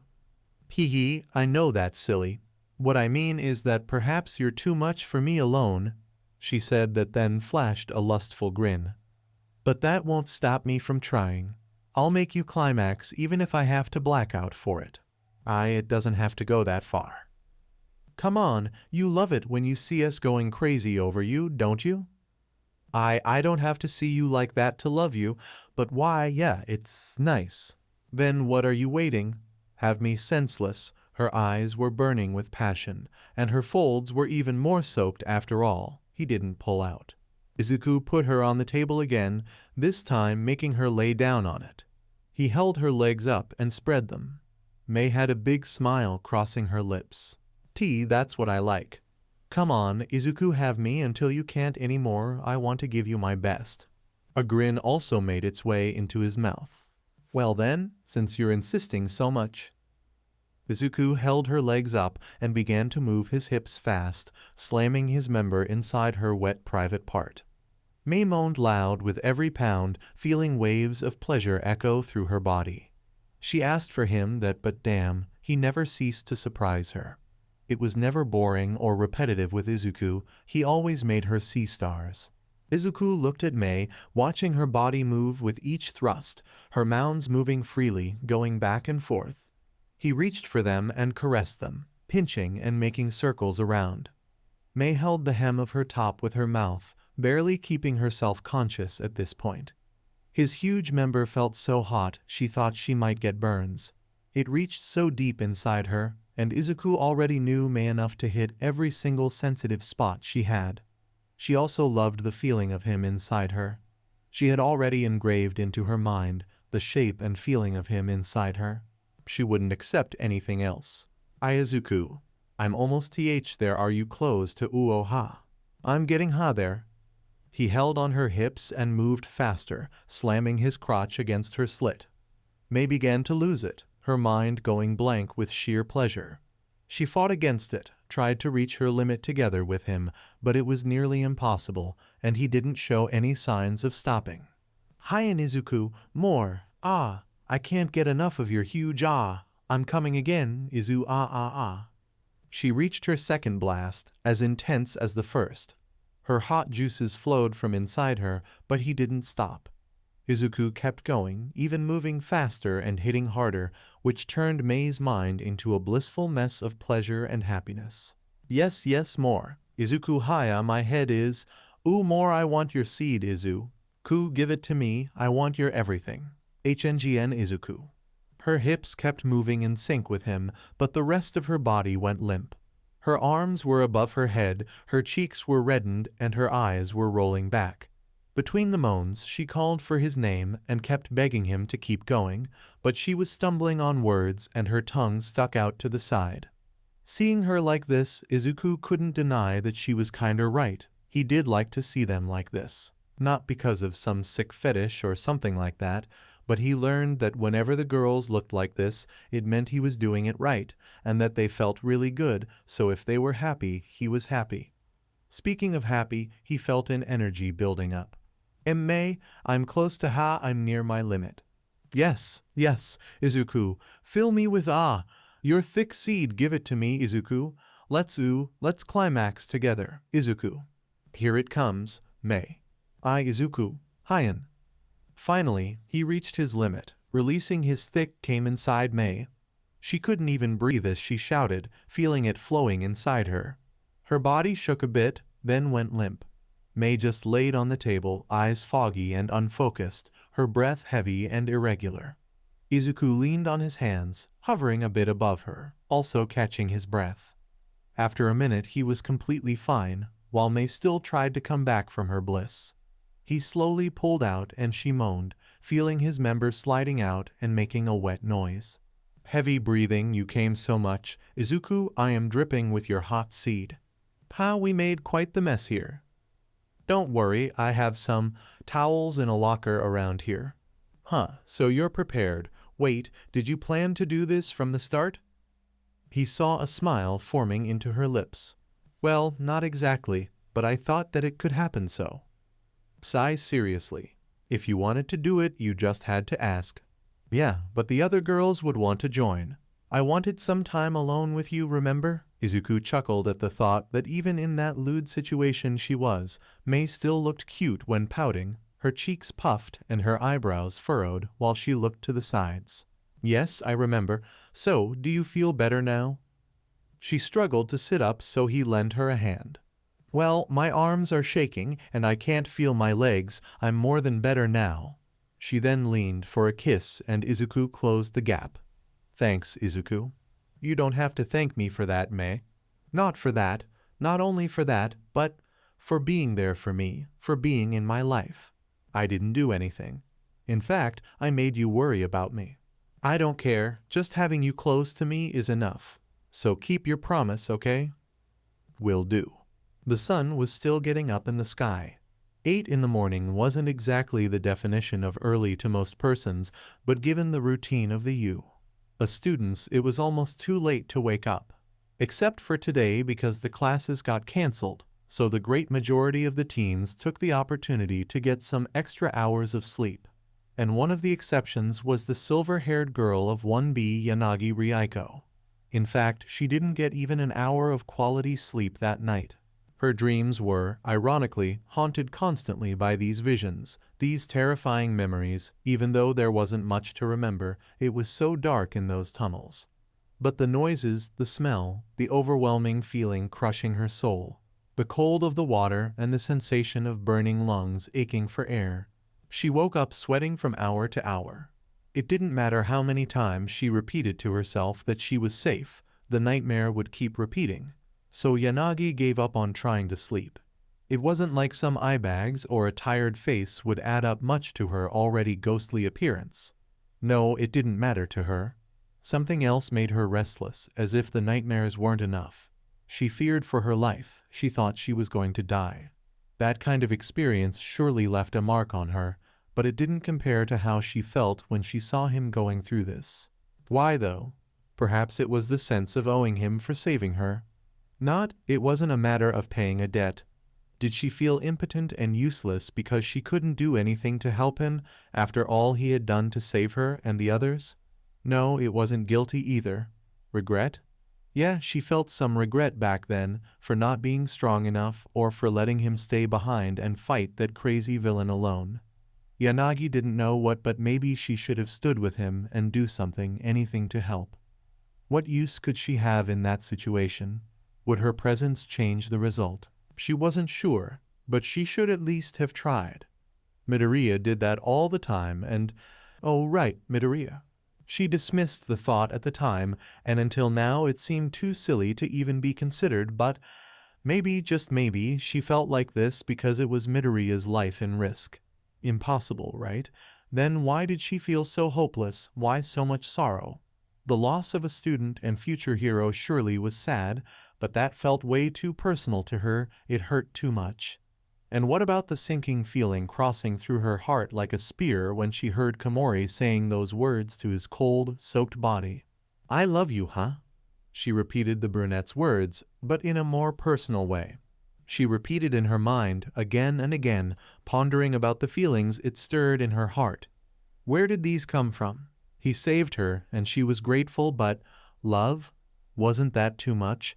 Maybe she was skipping steps here. Midoriya saved her life. She was bound to feel some degree of attachment, right? So I just feel that for him? Attachment? She asked herself, looking through the curtains and glass door. Outside was already day, the sky was clear this morning, fitting weather after what they went through. It was like Mother Nature was giving them some time to breathe. But how much would that remain? Yanagi held herself, embracing her own arms. Outside was cold, but it wasn't the source of her shivers. No, it came from inside, from her nightmares, from the core of her heart. What if that happened again? Would she be able to save herself in another situation so dangerous? Would she even be able to save anyone like this? Faint sobs echoed in the dark room themed after ghosts and other things that belong to the realm of mystery and occult. She let herself slide down on the wall, coiling up in a small bundle of uncertainty and worry. Would she ever be able to get up again? Then something came to her mind, like a shooting star crossing the dark skies, a glint of hope in the abyss she was. Someone had already been there. Someone could understand her fears and insecurities. Someone would know what she should do to overcome this. After all, he went through hell and survived, rather, came back even stronger. And to make things even better, he saved her life. Suddenly, thinking of Midoriya made Yanagi feel slightly better. If he got out from his abyss, she could get out too, right? Maybe I should ask him for help. It would be a little embarrassing. Well, maybe more than a little, after that scene with Camori, and since he was Kendo's boyfriend. She would understand, right? She just needed help. Wait, why was she even worrying about it? She didn't love him, it was just attachment. Yeah, it made sense. She felt attached to him because he saved her life, and he passed through similar experiences. It didn't have anything to do with things like love. She didn't feel jealous a single bit. Not even when she saw Midoriya carrying Kodi and taking care of her as if she was a princess. Yanagi was all about the occult and the mysterious. She didn't need a knight in shiny armor, even if he was absolutely cute. After knocking on the door, Midoriya waited briefly before it quickly got open, and he was dragged inside. Oh oi, what's the immersion MMFFFM? Gyro pulled him inside her room, closed the door, and pushed him against it, locking on his lips in a single motion. Her kiss was intense, passionate, borderline desperate, and lasted a full minute before she let him go. She rested her head on his chest while they took their breath. Geez, Pant, good morning to you too, Kyoka, Pant. Gasp, shut up, Pant, I was so Pant. Worried, I know. Midoriya pulled her into a tight hug while Gyro clenched her fists on his shirt. They stood there for a couple of minutes before he heard a fake cough. Yayurazu and Hagakure were sitting on the bed, looking at him like they were waiting their turn. Still holding Gyro, Midoriya walked to them and sat next to them on the bed. Gyro let go of him, and in the next second, he was tackled down by the black-haired girl. Izuku, it's okay, I'm here now. While he tried to soothe the whimpering girl, Hagakure forced her way into his embrace, pushing Momo slightly aside and nuzzling under his chin. Izuku, everything's all right. I'm here. After seeing the reactions of his mother and Hatsume, Midoriya didn't even need to hear them to know how they felt. The hot tears were more than enough. Gyro climbed on top of them and reached for one of his hands, placing it close to her face. The girls wanted desperately to feel any warmth that came from him after the terrifying hours they passed not knowing if they would see the Emerald Boy again. After a few minutes of cuddling, they got up again, allowing him to sit up. Sai, I can see you had a hard time, he said in an apologetic tone. Not as hard as you, I suppose, Momo said, brushing her fingers over his bandaged hand. Oh, that? I had it worse before. You don't have to act cool all the time, cutie, Hagakure said with a pout, or at least Midoriya imagined she was doing so. I'm not acting. Considering the situation, it's pretty awesome that I came back almost in one piece. Izuku, this is not something to joke about. You could sob. Before Kyoka could shed a tear, Midoriya reached and hugged her again, prompting the other two to also wrap their arms around him. Okay, you're right, Kyoka. I was just trying to lighten up the mood. Listen up, all of you, he got their attention. I promise I'll never leave you, okay? No matter what happens, I'll always come back to you. That's nice to hear. Oh my, when was the last time I got so stressed? Momo said, letting out a tired sigh.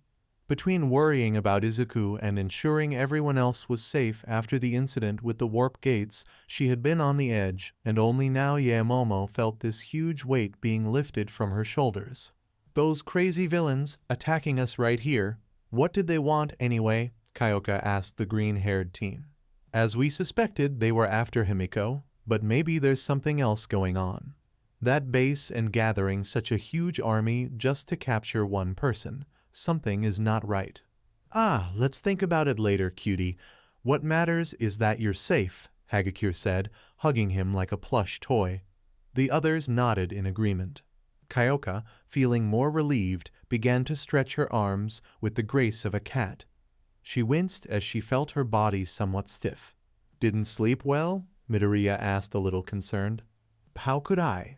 Even after getting the news, we didn't see you when you arrived yesterday. Sorry for worrying you guys. You don't have to, thought. I know, but, Kyoka, lay down a bit, he said, tapping the bed. The purple-haired girl looked at him with a puzzled look, but did it anyway, resting on her belly. Momo and Hagakure also watched curiously. What's the big idea, Midori? Well, I wanted to do this for some time now. I didn't practice much, though, Midoriya said as he began to apply pressure on Kyoka's backs in small circular motions. Oh, a massage? Yeah, think of it as a payback for that time with me. You don't have to, but please don't stop, you got better at it. I did some research. Of course you did.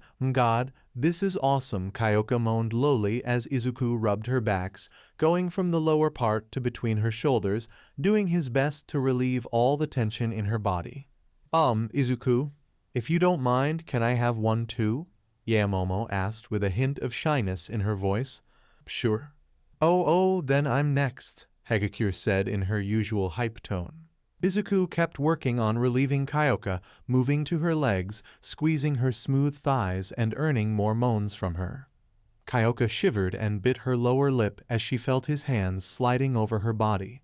The stiffness was gone, but something else took place as she felt hotter than before. But much to her displeasure, Izuku moved aside and Momo laid down beside her. Oh, come on. Share the good things, right, Kyoka? Kyoka rolled her eyes while Momo hummed happily, waiting for Izuku to begin. He did the same thing he did with Kyoka, beginning at her shoulders, then going down to the lower part of her backs, then going up again. He rubbed her shoulders and the base of her neck, then worked his way down to her legs and all the way to her feet. Momo didn't hold back her moans, making it clear to him that he was doing a great job. The black-haired girl also felt her body temperature rising, but before she could have Izuku to do something about it, Hagakure cut her to it, laying on the bed on the other side of Kyoka. Hi, it's my turn now. Momo pouted a bit, but didn't complain while Izuku moved to his next customer.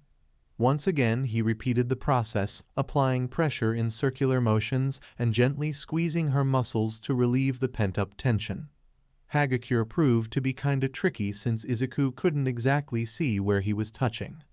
Good thing he was already very familiar with her body, he thought with himself. Suddenly he stopped and perked up, eyes looking around. Something's wrong, cutie? Hagakure asked. Ooh, no, I guess. I just thought someone, whatever. Can you get up a little? This shirt is a little too tight. He got up to let Hagakure remove the shirt. Meanwhile, Izuku looked around. It was like something was hidden somewhere in the room. Never mind, back to the girl beneath him. He leaned in again to keep doing the massage, but Izuku felt something different. Huh? Soft? Are these? Don't squeeze them so hard, cutie, Hagakure moaned from under him. Now Izuku noticed she seemed to have spun around, laying on her backs, so that meant his hands were on her chest right now. Well, he reached that point in his complex relationship where he can tell which girl is which based on things like the feeling of their bosoms. Oi, Toru, this is cheating, Kyoka said with a pout, then hugged Izuku from behind, nibbling on his ear. I was first. That won't do, Kyoka-chan. It's my turn with cutie. Okay, let me settle this. How about both? said the emerald boy as he kept making circles around Toru's soft bosoms. You can join us too, Momo. It's okay, I'll wait. There's something I wanted to try for some time, she told him while unbuttoning her loose shirt. Well then, where should I start? His hands slowly moved down to Toru's waist, rubbing her tights and getting near her already wet entrance, while Kyoka kept exploring his body with her hands and sucking on his neck. Toru shivered and moaned when she felt his thumb making circles over her. Stop teasing me, cutie. Hee, someone is eager this morning. Izuku provoked the invisible girl a little and kept teasing her, slowly moving his fingers over her entrance, but never sliding in. He didn't need to see her to know she was craving for this. He could feel her squirming her legs together, clamping his hand between her thighs and practically begging for him to go further. Izuku, I need some attention too, Kyoka whispered on his ears seductively.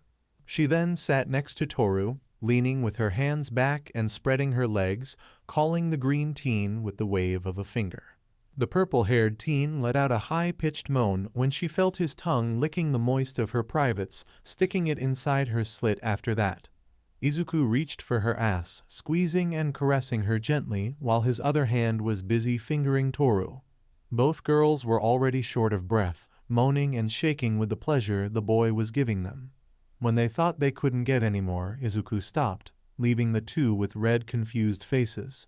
He then sat on the lap on the invisible girl, bringing Kyoka with him and making her face Toru. Without warning, Izuku slowly slid his member inside Toru, expanding her inner walls. It's Toru's, isn't it?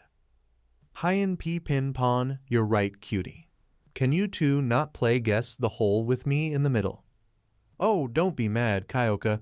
I didn't forget about you, Izuku said as his hands glided over her skin, wrapping her waist and reaching for her soaked private part. His fingers slid in, one after another, moving skillfully and earning loud moans from her. He guided one hand up her body to cup her bosoms, rubbing them and pinching, almost as if he was trying to milk her. This is way better than Eminem the massage, hiya. See, cutie, I was so worried, I missed you. Izuku kept moving his hips at a low pace while his fingers slid in and out Kyoka's slit furiously. She rocked her hips back and forth, not wanting to lose the feeling of being filled, even if just a little. He knew her so well, Izuku always got to hit her sensitive spots, making her head get clouded with sheer pleasure. And under her, Toru grasped the bedsheets as she felt him moving inside her. She liked it that way, nice and slow, so she could feel every inch of him parting her in two. Each thrust made her tighten even more, to the point where Izuku felt her sucking him inside.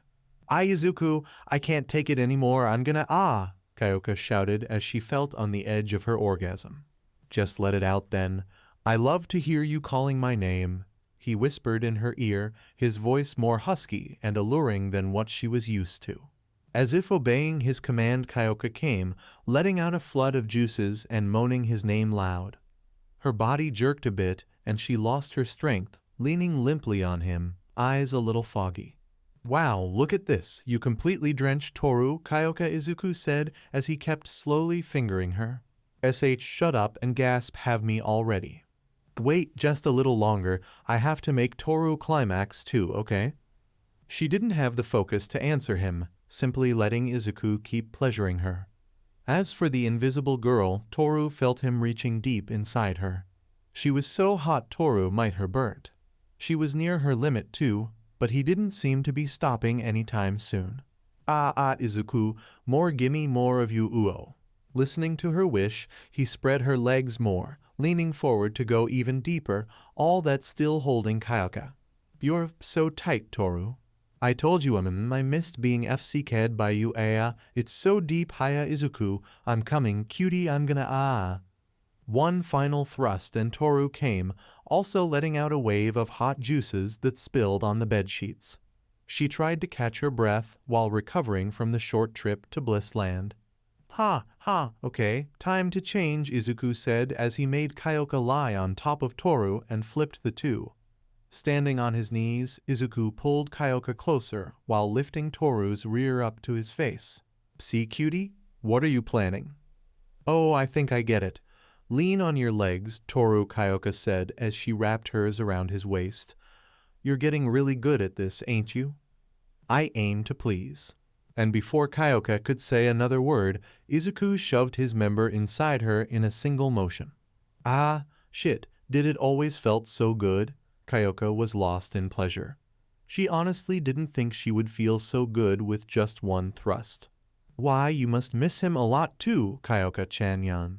While Izuku FCK'd Kyoka, he also licked Toru clean, lapping the remaining of her juices from her soaked private part.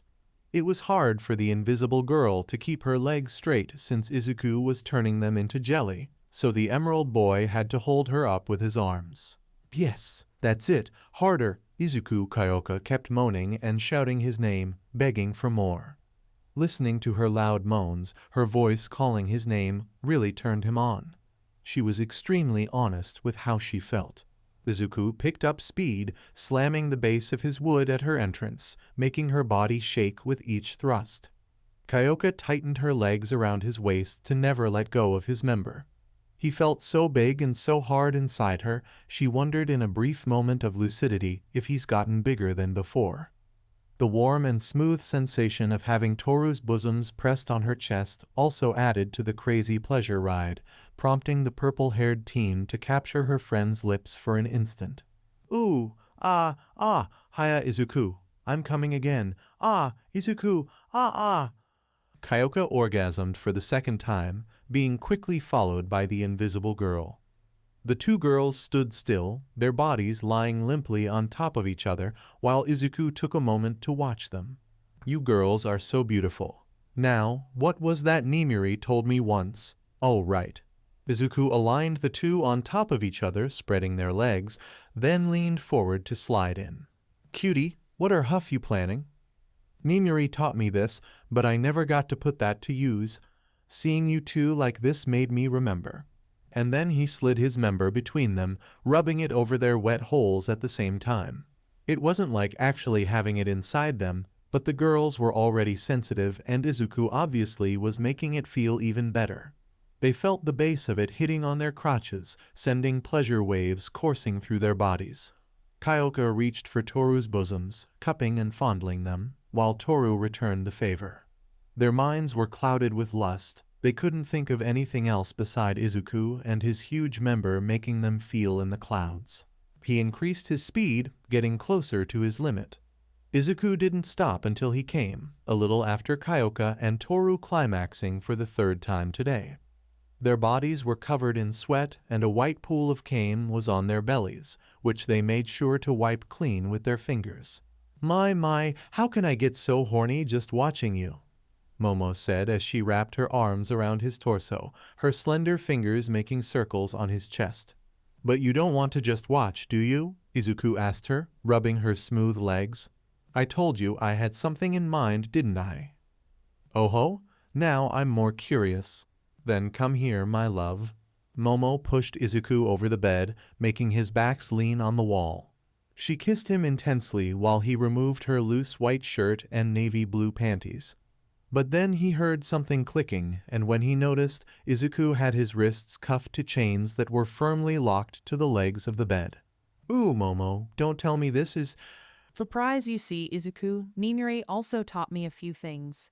This kind of piqued my interest lately, she said while a black leather belt sprouted from her arm. He winced a bit when she snapped it. Momo, why don't we take a moment to discuss that, and... Oh, but you look so cute when you obey me here. To remember our first time, Momo put a tight black collar around his neck. It even had a tag with "Good Boy" written on it. Now, who's my good boy? Come on, Momo. This is still kinda embarrassing and... Eh? What's this? Do I hear complaining? She said that, and suddenly Izuku felt a tight grasp on his manhood. Her eyes focused on him filled with lust, the eyes of a hungry huntress. Oh, Momo, easy tea there. I only listen to good boys. If only I had one to play with. Okay, I'm a good boy. Oh, really? So you're my good boy, Izuku? Yes, I'm your good boy. Oh. He sighed in relief once Momo let go of her vice grip. He loved her, but damn, that look on her face was kinda terrifying. Guess I'm scared and aroused now, Izuku mused, and for a moment he thought he was laughing at himself. Huh. Momo sat on his lap and traced lines on his chest with her fingers, licking her lips seductively. I love it when you do as I say, do you know that? Yeah, sure. I can't say I don't like it either. Oh, so you like to be ordered? Only if it is you. Oh my, wait until Nimiri hears this. Please don't, she laughed lightly at the sudden anxiety that showed up in his face. Let's begin with something easy. Do you know that is this? Momo said as she held a cylindrical object that seemed made of silicon or something. It was blue, and he could see a little through it. There was some space in the center of the thing. Ooh, no idea. Why? This, Izuku, is called an honahole. Ever heard of it? Oh, yeah, maybe. He looked away, feeling that his cheeks were getting red. Even after all that happened to him, Izuku still got shy from the smallest of things. This one is very special. Can you guess why? She said, teasing him by bringing it closer to his face. I dunno, it is extremely soft. Well, that too. I made the composition myself. But that's not only it. You see, Izuku, this honahole is molded after me. Oh, I see. Wait, what? That's right. This honahole has the exact shape of my private part. It took me a while to learn how to do it, she said with a hint of pride in her voice. I'm glad you, accomplished that, but is it okay to use your quirk for something like this? You tell me after trying this. Before he could protest, Momo shoved the thing down his shaft, enjoying the surprised and slightly panicked expression of her boyfriend. She moved it up and down, squeezing it from time to time, while Izuku tried and failed to look at her with a straight face. So, how does it feel, Izuku? Isn't it close to the real deal? Can you feel my fake muscle tightening around you? She whispered in his ears, also blowing and nibbling them. She picked up her pace, jerking him off with stronger strokes. Do you like that? Does my good boy like being teased like this? He didn't answer right away, so Momo reached for his backs with her free hand and moved it down all the way to his butt, even giving it a little squeeze. When her fingers got close to a certain place, the alarms on his head went off. Yes, I like it. Oh, really? So you want more of this? No, I mean, yes, can I please have you? He still remembered how Momo liked to play this game. Guess he was well trained after all. You want to have me that bad, since you're behaving so nice, she said while her fingers traced his jawline. Her hand cupped his cheek. Aren't you the cutest thing? He didn't know how, but Momo managed to make him both embarrassed and horny. She adjusted herself on his lap and lowered her hips, but she took an eternity to do so, or at least that's what he felt. She rubbed her wet entrance on the tip of his manhood, her eyes meeting his and glinting with lust. Momo undid her ponytail and licked her lips before putting the head in. Every inch took a minute, and by the time she reached the base of his member, Izuku was getting crazy with eagerness. If he tried to move by himself, Momo would slip it out and start over, but not before slapping his butt with a small leather belt. Damn it, did the girls always felt like this when he was the one teasing? Now, be a good boy and don't move unless I say. Understood? Izuku simply nodded, which prompted the raven-haired girl to squint her eyes a bit, her lips twisting into a smug grin. Maybe I wasn't clear enough. Do you understand? Suddenly, a pink thing with a suspiciously familiar shape came from her hand. Once again, the alarms on his head went off as Izuku didn't want to risk discovering where would Momo stick that rounded rod. Yes, mistress, the smugness in her face only increased. Just how much she liked to be in control. Momo began to sway her hips, grinding Izuku at a slow pace, while her hands trailed lines on his exposed chest. Her eyes never left his face, savoring the cute expressions he made while she pleasured him. Her lustful grin increased whenever Izuku struggled to hold back his moans, grunting and hissing now and then. It set her core on fire to see him obeying her every command. It was like her eyes were gleaming with desire. After some time, she decided to step up the game, moving her hips up and down, but still going as slow as she could. Momo could see in his face the desire, the need to move and have her senseless, but Izuku still held back, like the well-trained boyfriend he was. You always feel so good inside me, Izuku. You like having it inside me too, don't you? Hyen. Why, yes, I do, ha! She leaned in and cupped his cheeks, her nose almost touching his. Tell me, how much do you like it? I love it, hiss. I love being inside your private part, Momo. It's Mistress Momo, or just Mistress, remember? Yes, I love it, Mistress. That's my boy. Now, since you're behaving well, Munanim, I'm going a little faster, but you can't move yet. And she did as she said, moving her hips faster, slamming her crotch at the base of his member. Momo bounced up and down, holding her bosoms together to give him an awesome display. Mistress, can I touch your bosoms? Ah, such a diligent boy, you know how to please your mistress. Go ahead. Izuku reached forward and cupped her bosoms, fondling and pushing them together, pinching and pulling her, which earned a few high-pitched moans from Momo. Can I suck them too, my mistress? The lustful smile in her lips didn't stop growing, and her huntress eyes shone more intensely. Mimiri was right. With that seductive and mild sadistic look Momo had now, he could pretty much turn into an M-type. Yes, suck them for your mistress Uo. Izuku leaned forward and sucked her bosoms, flicking her with his tongue and planting kisses all over her bosom. Momo had to cover her mouth as her moans were getting louder and louder. She had to be the one in command here, but damn, he was good at what he was doing, and that was one of the reasons why she loved him so much.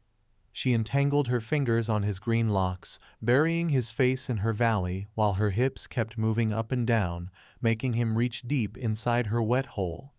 Momo couldn't hold back anymore, but she still wanted to keep her act up, so she grabbed a pillow to muffle her loud moan while she came. Izuku felt her climax and her juices flowing out and soaking his lap. Her hands kept his face in her chest, but he didn't need sight to know Momo was in bliss land now. Momo really likes to be in charge, and it's not like I hate it either, but she can get carried away if I let her, Izuku thought with himself, a small grin forming into his lips. The raven-haired teen finally let go of his head as she recomposed herself a bit. Momo did her best to put up a superior look, but the strong blush crossing her cheeks and her short breath didn't help it. Gasp, Soha, ready for more? Pant. Whatever you wish, Mistress, Izuku said, still playing the obedient dog role. Momo then pulled him up and tied a chain to his collar, passing it around the headboard. She pulled it and Izuku got lightly yanked backward, pretty much like a dog tied to the house. Did I get demoted to a pet, mistress? Of course not, dear. I won't need to use it if you do as I say, she told him, and then got on all fours, shaking her but seductively for him. Now you have me, but you will stop when I tell you to. Understood? Yes, mistress, he said, placing his hands on her hips. Momo wouldn't be smiling so confident if she saw the look in his face. Or maybe she would. Kyoka and Toru felt a shiver just by looking at his eyes full of hunger and lust. She was in for a wild ride now, they thought. Izuku poked her wet slit with the tip of his member before shoving it inside with a single powerful move, which caught Momo completely off guard, not that she didn't like it. Izuku, not so fast, she said and pulled the chain, yanking Izuku back. It's sorry, mistress. I couldn't contain myself. Let's try it again, but more gentle this time. Understood, my mistress. Yeah, I'm liking this more than I want to admit. Can you blame me, huh? The green teen slowly removed his member and put it inside again, moving his hips at the same pace. Momo shivered as she felt his member sliding from the tip almost out of her to the base of it, reaching deep inside her, hitting all her sweet spots. Gosh, she loved every bit of it, but she had to keep he act up. Holding back her moans while Izuku stretched her insides with his delicious member was a nigh impossible trial though. Momo bit her lower lip and looked back at her good boy, savoring the view of his toned chest and the feeling of his manhood parting her in half. Do you like your mistress' privé part, Izuku? Do you like to stick it inside, huh? Yes, mistress, I love it. That's my good boy. Ooh, you can go a little faster, but just a little higher. Understood, mistress? He held her hips more firmly and started to pull her to him, slamming on her crotch. He could see her bosoms moving freely with each thrust, begging to be cupped and played with. He was done holding back. Mistress, I'm going a little faster now. Eh? I didn't say you f. Before Momo could protest, Izuku leaned forward, wrapping his arms around her, pretty much like a dog, and began to pound her mercilessly. He nibbled her earlobes and sucked the base of her neck, leaving reddened marks. How is that for you, mistress? Do you like it had that way? It's breaking me, Pa? What was that? My mistress gasp wants me to go faster? Why, yes, no, feels so good. More, harder, Izuku. As you wish, mistress, he said, activating full cowl and going at full speed. Momo could barely think of anything beside Izuku having her. She tried to pull the chain, but her arms and legs were losing the strength. Izuku pulled her up, cupping her bosoms and fondling them while still slamming inside her. Your bosoms were begging to be played with, mistress. Do you like that? Yes, that's so good. I can stop whenever you want, just tell me to. No, don't stop. More, Izuku, I want to climax with you, haya. Izuku, climax with me, Izuku. Understood, it's coming. Momo shouted as she felt both her orgasm and his hot seed exploding inside her, filling her insides completely and pouring out like a thick white waterfall. Oh, how she missed this sensation of being whole, completely filled. Izuku held her limp body and laid her on the bed, ass up while her face covered in a deep blush buried in the bed mattress. He slid his out and took a moment to appreciate before leaning forward and planting a kiss on her cheek. It was hard to tell if Momo even registered that since her eyes were clouded and she wasn't moving at all, save for some spasms here and there. Damn, she was even drooling a bit. Before he could get off the bed, Izuku felt a pair of arms wrapping around him. Going already? We could stay here all day, Kyoka said, teasing him with a little lick on his ear. It would be suspicious if we did. Besides, there are some things I need to check out today. Can I use your bathroom? Sure. Well then, how about tonight at midnight? We can call everyone and continue this little party. Sounds good to me. Yay, more with cutie, Toru shouted from her spot in a way too happy tone for such a choice of words. I still don't know how to react when you say it like this. From all things that could take away her sleep, he was the last reason she could think of. There was this weird sensation in her chest that made it grow in size and beat faster whenever his green mop of hair crossed her mind. Actually, it wasn't that hard to sleep once Kodi accepted the Emerald Boy would appear in her dreams, and by the morning she was pretty happy that it happened. Happy, huh? Yes, happy. Kodi was happy. So much that when she looked at herself in the mirror, there was a slight upturned curve at the corners of her lips. A smile, Kodi had a smile in her lips. It was very subtle and even a little shy, but a smile nonetheless. It wasn't like she never smiled or found everything around her boring. This one was special because nothing significant really happened. She just had some dreams with him, simple images and memories of him, and she was happy. So this is how it felt to wake up in a good mood, something Tsunatori seemed to do every day. To the raven-haired girl, waking up was just waking up, simple as that, but not today. Today Kodi woke up smiling. She wasn't confused at all with the cause of her good mood. She was pretty aware of the impression Midoriya left on her. She never opened so much to anyone besides her parents, who also happened to be quite contained regarding their emotions. Acting cool was in the bloodline. What puzzled Kodi was the exact reason for such development.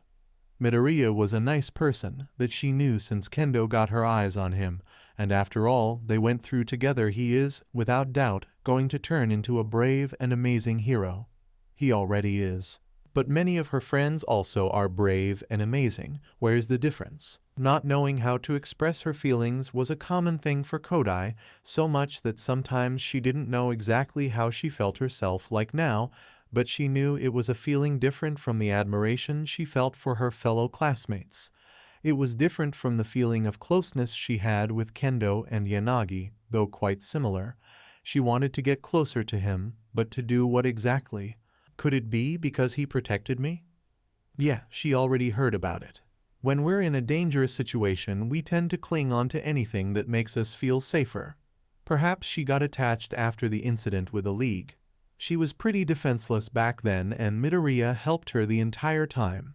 Maybe she felt glad for it. But it felt so much stronger than simply gratitude. It kind of bored Kodi, all this mystery and confusion.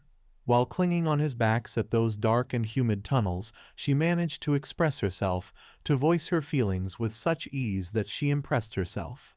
And she knew it was because of him. Maybe if she got near him it would happen again, but she had to figure out these emotions first. How was she supposed to express something if she didn't understand the reasons for this sensation? Perhaps an outside opinion. The first person to cross her mind was Kendo. She was into a relationship after all, and with Midoriya of all things. Kodi didn't need to tell her who was the person in her mind, right? And so the raven-haired teen went to the kitchen, where most of the students were having breakfast. It was quite surprising that they didn't lose the appetite after what happened, but in a good way. It was her turn to do the dishes this morning, so after that, she got to the back of the dorms where the orange-haired girl waited patiently. "Yo, you wanted to talk about something with me, Kodi?" Kendo greeted her with a bright smile. She made it look so easy for Kendo. "Yes, there's this thing bugging me, and I think you can help. I need an opinion." "Then shoot it, what could possibly be troubling Kodi Yui?" Kodi normally solved her problems herself, so Kendo got a little curious about it. "Well, lately I have been feeling different. It's a feeling that I'm not very familiar with, and it's hard to explain. I keep thinking over it, but it doesn't make me worry. In fact, I feel happy whenever it comes to my mind." Kendo simply stared at her friend while she tried to understand the heck was going on here. Kodi wasn't one to display her emotions a lot, but she was also pretty straightforward when saying what she had in mind, so if she really didn't know how to put it in words, the topic could be more serious than she imagined. "Say, Kodi, do you know why you feel like that? I mean, is there any source for this feeling?" "Yes, I guess so." "And for how long have you been feeling like that?" Probably since yesterday." This made Kendo a bit worried. "Does it have to do with the Warp Gate incident?" "No, that's not it, but it sure made me think more about it." Kendo was kind of the unofficial therapist of the class, as most of her classmates would come to her when they had these kinds of problems. She wasn't a specialist, but Kendo learned some things with time. It has something to do with the attack, but not directly. What exactly you feel when you think about it? Kodi hesitated a bit, but began to speak, describing the sensation the best she could. "It's like when you're thrilled to go on a trip, I guess. Your heart beats faster, and you want it to happen already. I don't know why, but I feel that if I get closer to him, I'll get to say how I feel. Does that make sense?" Wait, him? As in, a person? Oh no, that wasn't happening. "Yes. Why you feel like this thinking about a person?" Kendo couldn't believe it. "Yes. I don't get it, why thought? Do you feel like your heart grows twice in size whenever you see him? Oh, or when you think of you two together, does it makes you feel happy like you're floating in clouds? Kodi, did you dream with this person?" "That was happening. It was totally happening." "Yes. How did you guess?" Kodi asked with a neutral face as usual, while Kendo started to laugh lightly. "Ha ha ha, Kodi."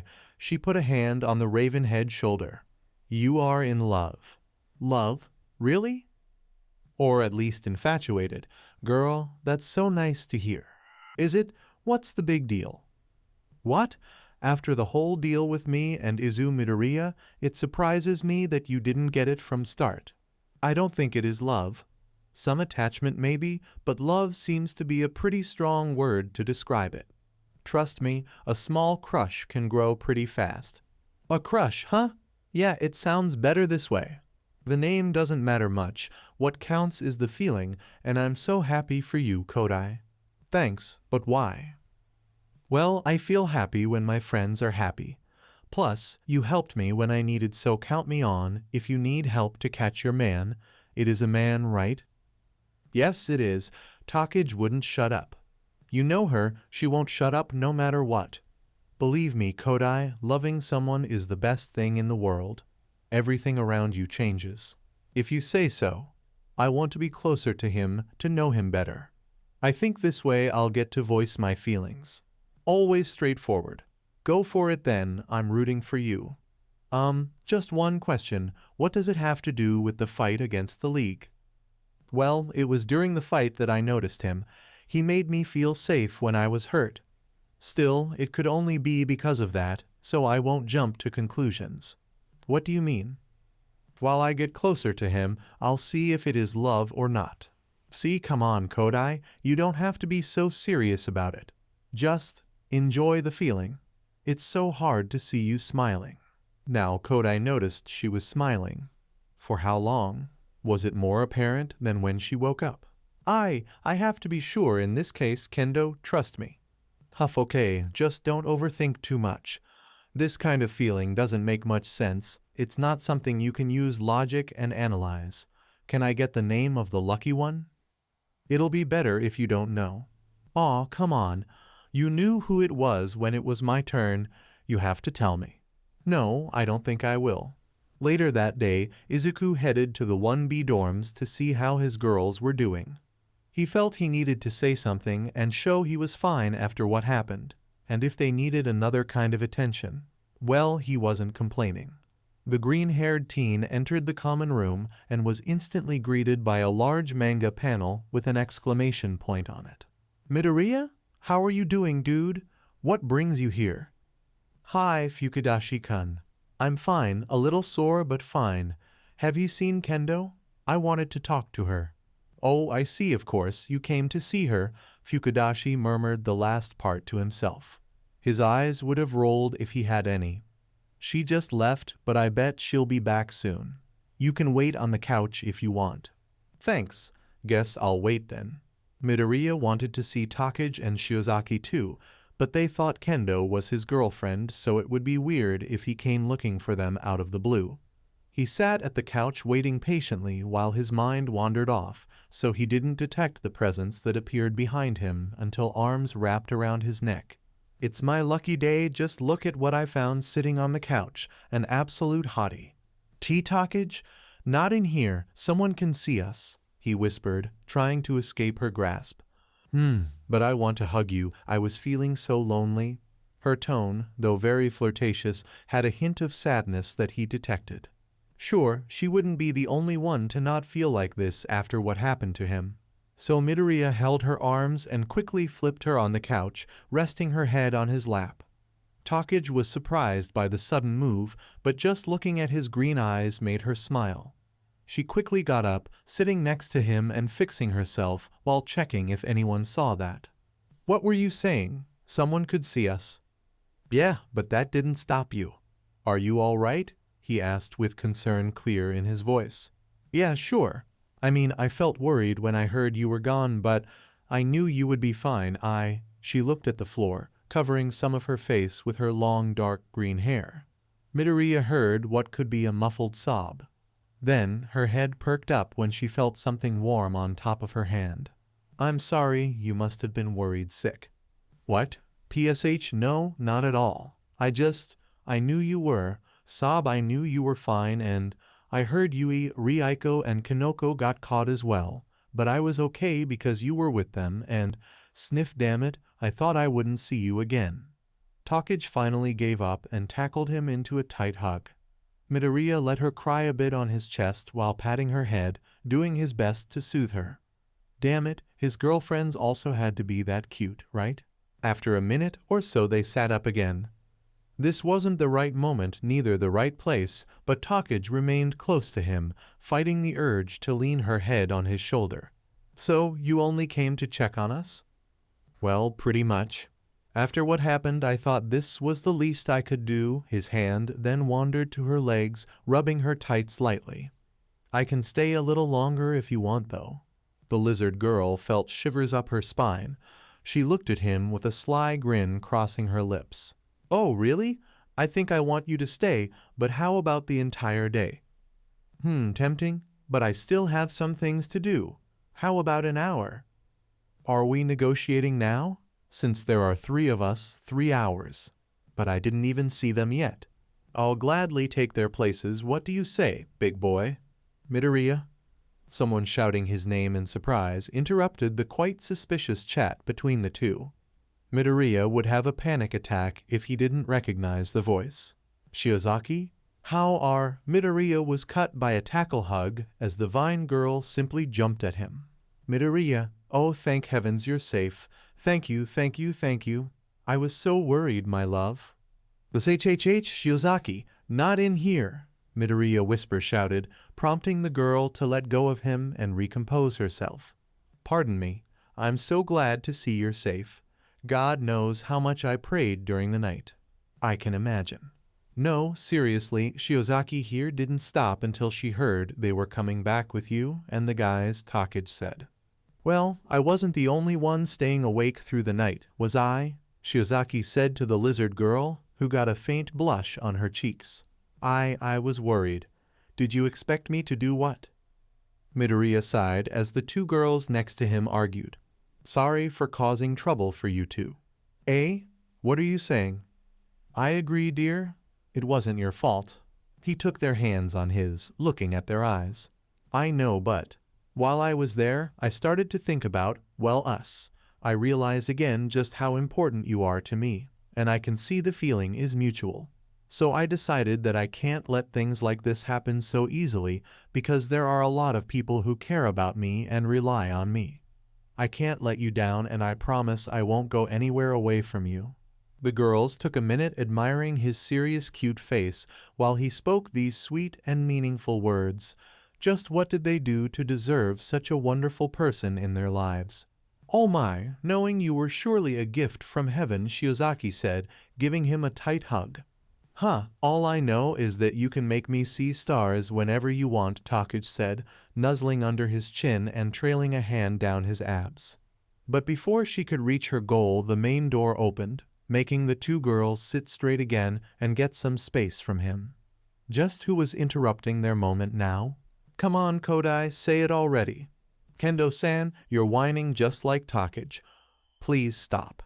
Well, if it makes you say it then, eh? Midoriya? What are you doing here, and with Takage and Shiozaki? The orange-haired girl said as she approached the couch. Kendo, I was waiting for you. I came to see how you were doing after the attack last night, Midoriya said as he got up from the couch, giving her a wink. She understood the message and played along. That. I'm just fine. We quickly regrouped and Amajiki-senpai protected us. How about you? I see you didn't escape unscathed, Kendo pointed to his hand wrapped in bandages.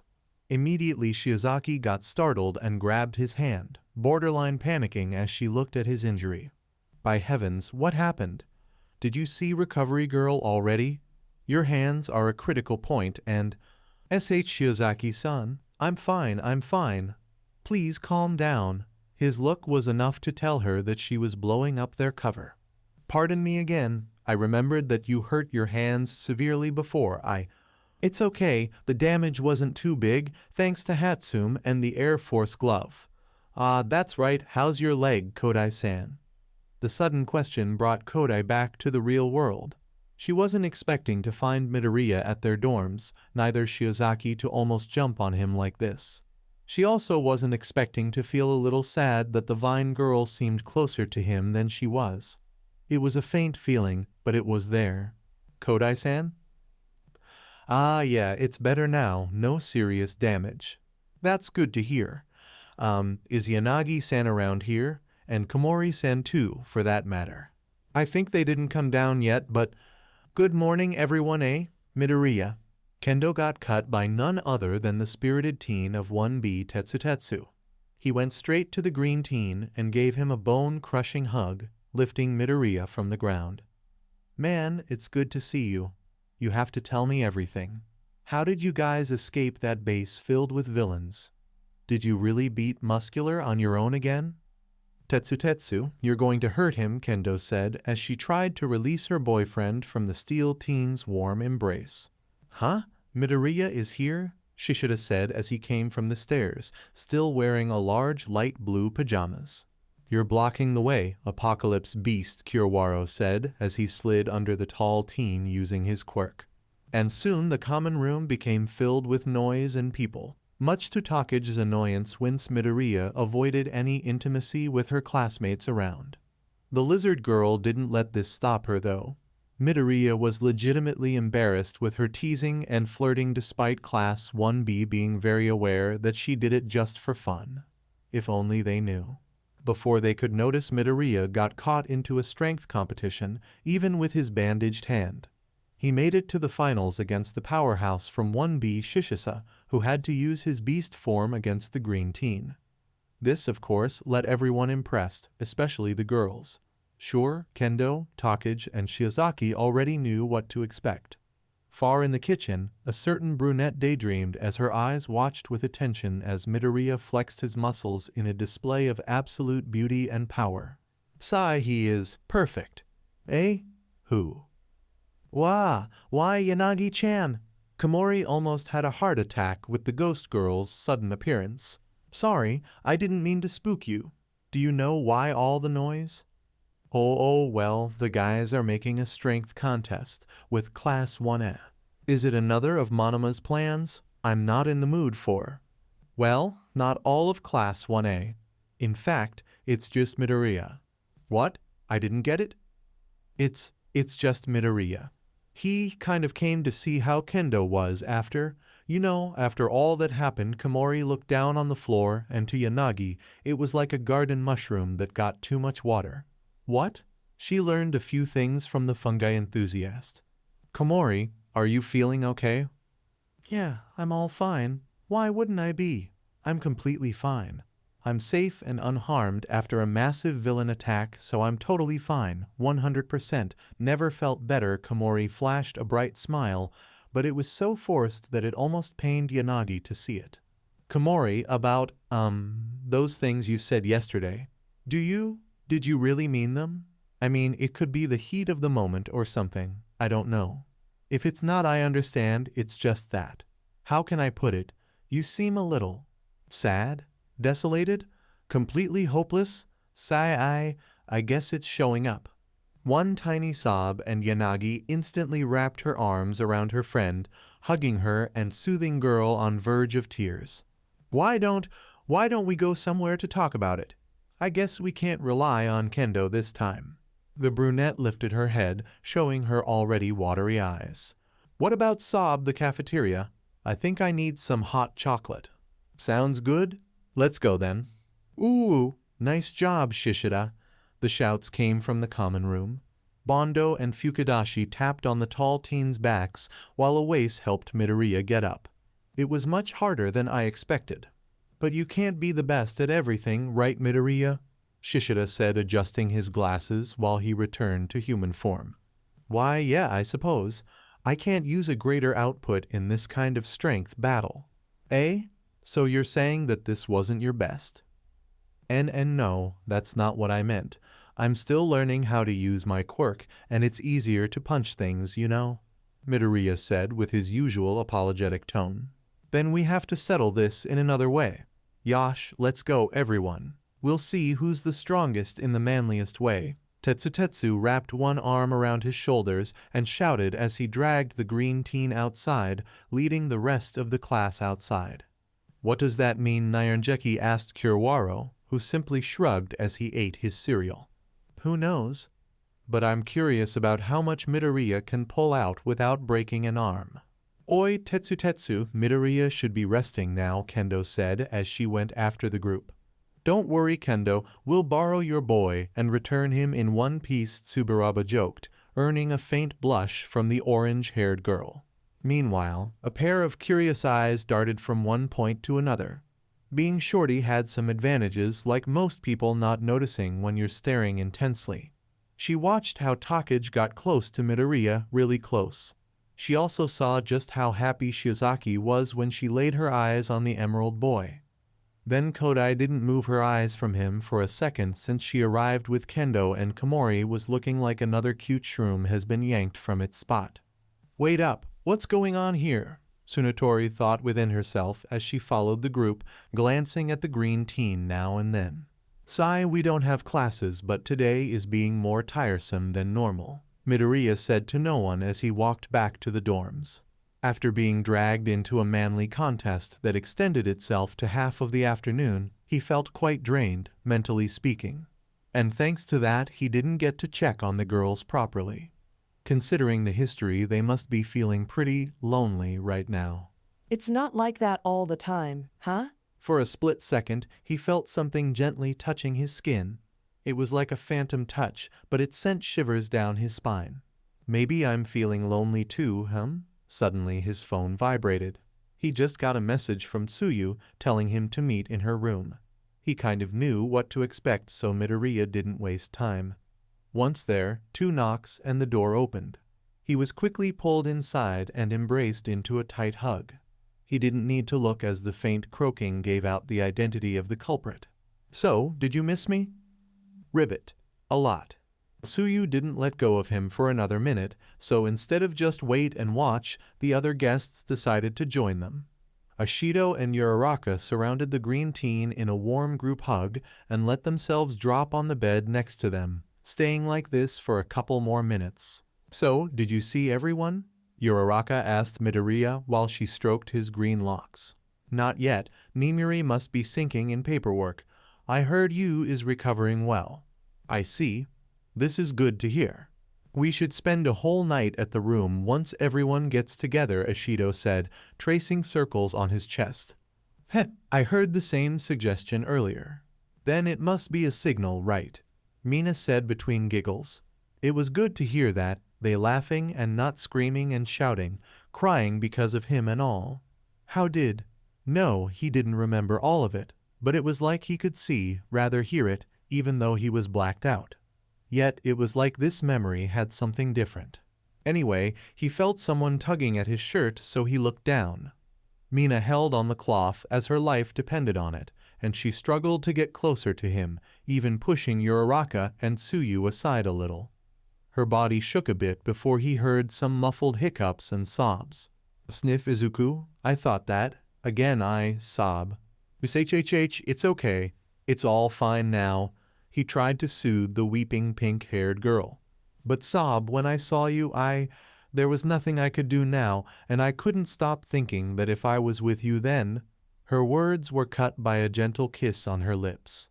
It wasn't deep or passionate like when they were doing it, but it still took her breath. Mina might like it rough, but she also loved this sweet side of him. The reason why I did this was to protect you all. Not that I think you girls can't protect yourselves, but I feel like I have to. I don't want to think about what could have happened if you were there. This event taught me a lesson. I can't protect you or be with you if I'm dead, so I can't be reckless and I have to become a better hero. In other words, you all are part of why I want to be a hero. It is you that gave me the strength to come back. I just want to say that. I can't live without you. So don't worry because I'm never going to leave you, okay? Mina stared at his eyes the whole time, and by the end, her own eyes were filled with tears of joy. Damn it, Izuku. Do you have to be so lovely all the time? She said sarcastically while wiping her tears. Sorry, I just felt that I had to say it. Ribbit, can we forget just this time? I want to cuddle more, Tsuyu said while snuggling on his chest and claiming back the space taken by Mina. You know, we don't have to have sex every time we see each other. I'd say I disagree, but I'm Tsu on this, Ochako said, holding his arm tight and getting as close as possible to his body. Eventually, they fell asleep, only waking up for dinner. Mina suggested skipping the meal tonight, but a loud grumble came from the green teen, giving him red cheeks. Izuku did a lot of training, not counting other quite draining activities, so he needed a lot of energy. After dinner, Izuku headed up to the rooms while pretty much everyone was hanging on the common room, and a certain brunette noticed and followed him. What Ochako found was him standing still in front of a door, but a very specific door. This was Toga's room. He hesitated many times trying to knock, so she quietly walked to him and held his hand, startling the green teen. "Oh, Ochako?" "Deku-kun, what are you doing here?" Since he hesitated to answer and even avoided looking at her in the eyes for a moment, she pulled him down the corridor and into her room. She didn't bother turning the lights on, just sitting next to him on the bed, her hand always holding on his. "Deku-kun, what are you thinking of now?" It took him a whole minute to talk. Maybe he was building up the courage to say it. "Ochako, I think you're right. I might end forgiving her." It pained the brunette to hear that, but she ignored it. Her love seemed really troubled by it too. "But didn't you say you hate her?" "Yes, I do. But, after what she did, Ochako, she could have died, and she still came to help me. Why would she do that if she didn't?" The words died in his mouth as her voice echoed inside his head.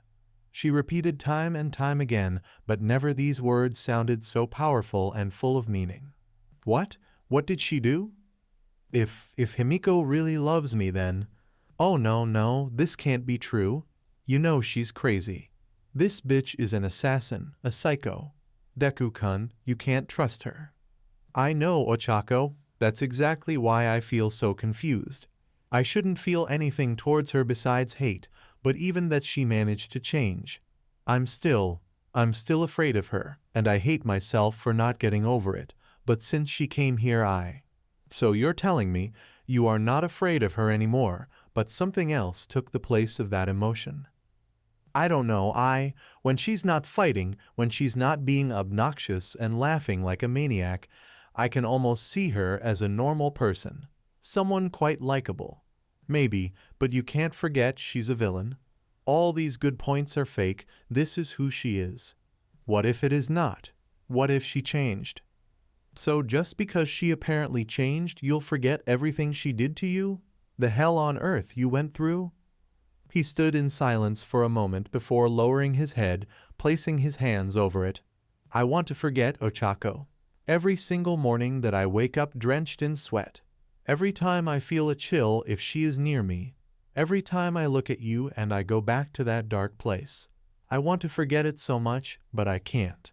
I can't erase it completely, just like that thing on my chest." Ochako had to cover her mouth to restrain her sobs.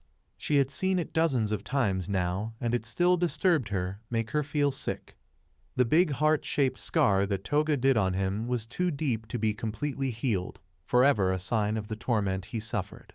She inched closer to him, sliding her hands up his arms and shifting her weight till he fell back on the bed. She straddled his lap, slowly lifting his shirt. In the dark room, the only light source was the moonlight outside, washing his skin with a bluish-white glow. Ochako traced the scars on his chest, her expression stuck between sorrow and endearment. She got closer to his face, hovering above Izuku, her brown eyes locked on his emerald ones. The brunette slowly closed the gap, planting a soft kiss on his lips. It was brief, gentle, almost as if she was testing the waters, then he reached for her, deepening the kiss and wrapping his arms around her. Izuku let his mind absorb every piece of information he was getting from Ochako, the warmth and softness of her body, the taste of her lips, the vanilla scent coming from her hair, everything. For that moment that felt like the world came to a halt and time stopped, he forgot about everything else. No problems, no trials, no duties or missions, just him and the girl he loved, the first girl he loved. Since he accepted his feelings, Izuku never thought of who he loved the most, but Ochako had a special and kinda different connection with him. Their eyes lazily opened, staring at each other again as they parted lips. "Did you forget it?" "Yes, I guess so, but that's not forever. Then I'll do it again. We can do it again and again to the rest of our lives if it makes you feel better. Izuku, I'm here for you, and you don't have to bear this weight all by yourself. But I might get you in harm, I might get you all in harm's way." They weren't talking about the same thing, but the feeling applied to both. "Aren't we going to be heroes? We're practically running into danger, silly." "I know, but Sai, what should I do now?" "You're always trying so hard at everything you do, Izuku. Honestly, I love this part of you. But I'm here too, and Mina, and Sue, and Toru, Momo, everyone. I know you're strong, but you don't have to be all the time. I'll be there for you when you get tired of being strong, so please, let me be your hero, okay?" He let her sweet words sink in for a moment. Damn, just how lucky he was to have all these wonderful girls in his life. He sat up with Ochako still on his lap, then planted a quick peck on her lips. She moved, and he got up, heading to the door. "So, are you still doing it?" she asked as her eyes locked on his backs. "Yes, I have to. At least to come in terms with my own thoughts." He made a brief pause at the doorway. "Ochako, I love you." "Yes, I love you too, Izuku." So taking a deep breath, Izuku headed again to the accursed room. He stood in front of the door for an entire minute before knocking on it. After an unsettling silence, he knocked again, and before he could repeat it, the lock turned and the door opened. "Oog, what do you gasp, Izuku?" Himiko lazily opened the door and rubbed her eyes, but once she was the green teen they widened, just like the grin crossing her lips. She opened the door completely and invited him inside with a lot of energy. Izuku didn't imagine she would be sleeping this early. Then again, fighting an army was pretty draining.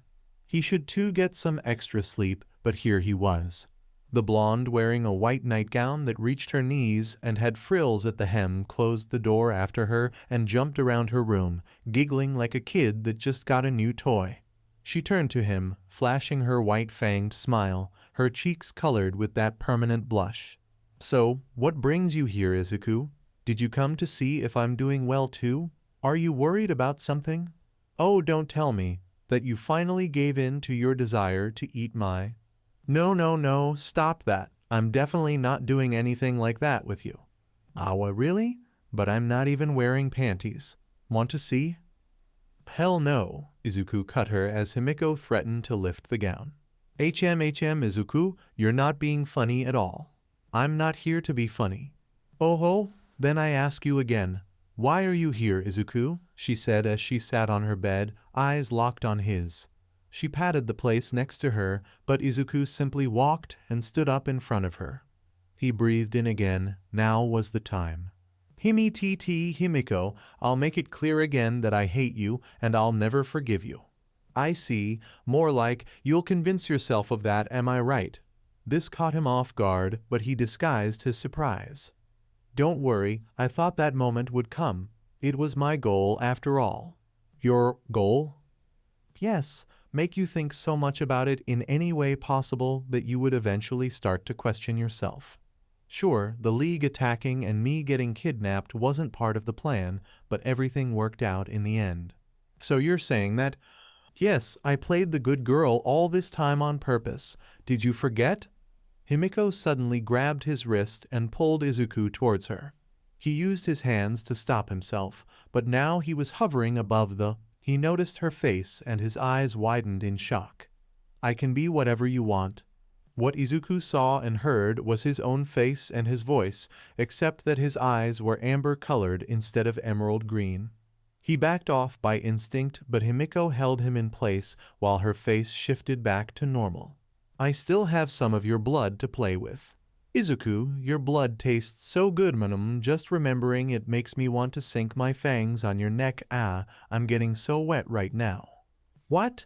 Let me go, Himiko." He quickly got up as she didn't offer resistance. The collar was back at her neck after all.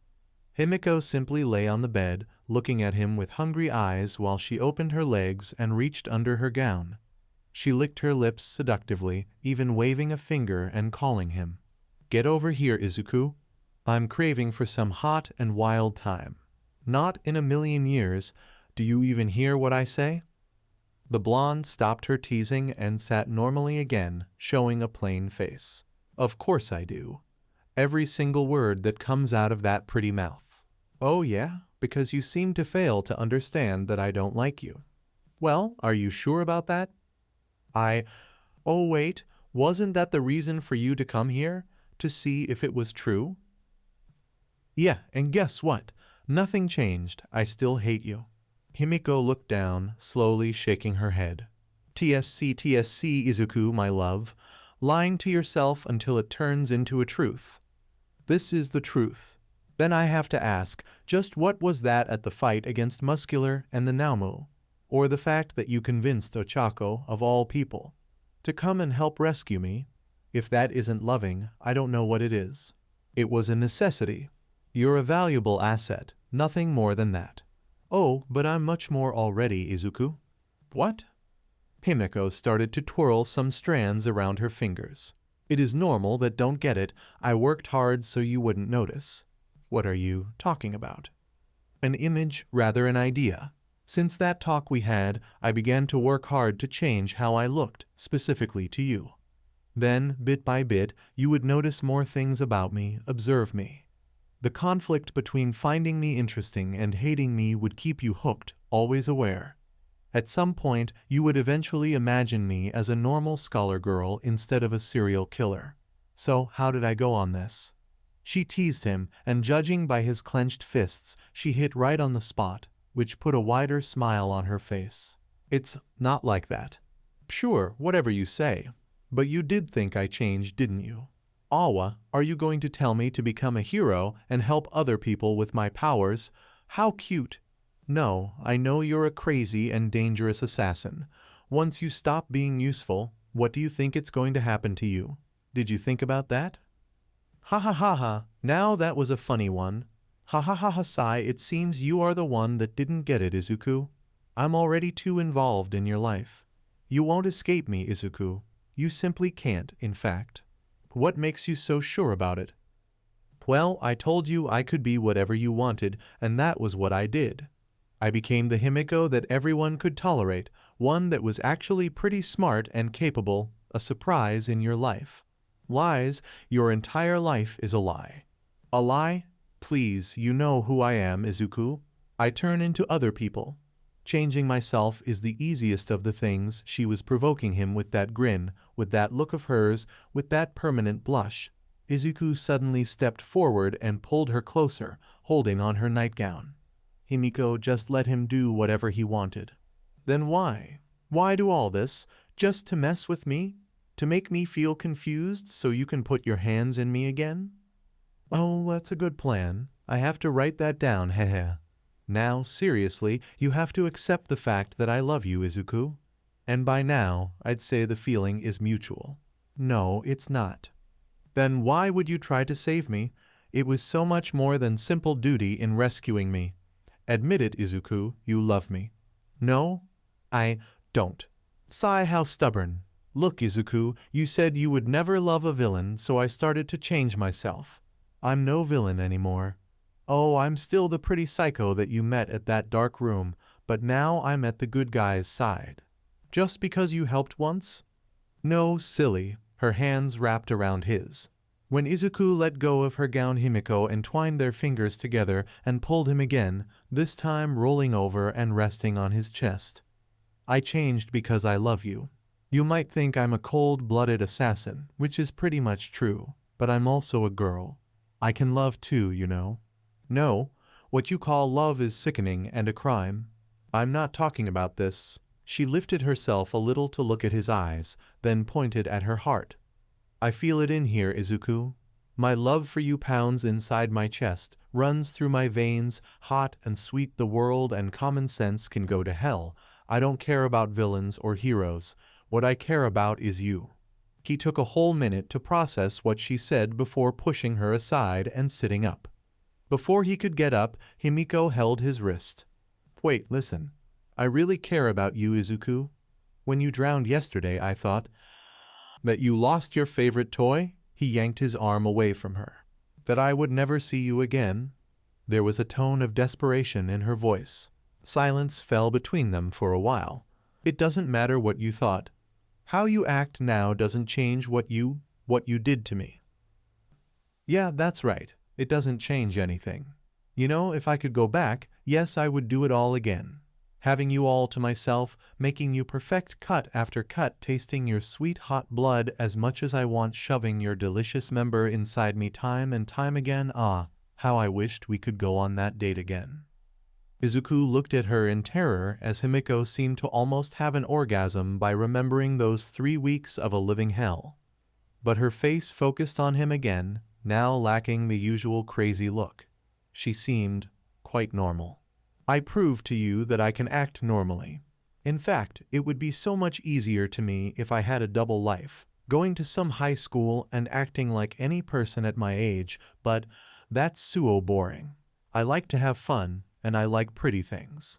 I had lots of fun with you and you're so pretty. Izuku, I want to be close to you all the time, and to do that I'm willing to accept a boring normal life. He still didn't believe in her. So you're saying that you would do all that just for me? If you asked me, yes. I thought we already discussed that, Izuku. This was too much, just too much to accept. One does not simply go from assassin to a normal high schooler with the power of love or something like that. Behind that mask of a normal girl with an eternal blush and a cute fanged smile hid a bloodthirsty, sadistic, and psychotic villain. One that committed numerous crimes and had no problems harming others. On the opposite, she enjoyed it to the very end. And now she was telling him this was all past because she loved him. Bullshit, my member isn't that good, is it? That was beyond the point. Himiko was a villain, a very problematic one, and she caused him immense pain in many ways.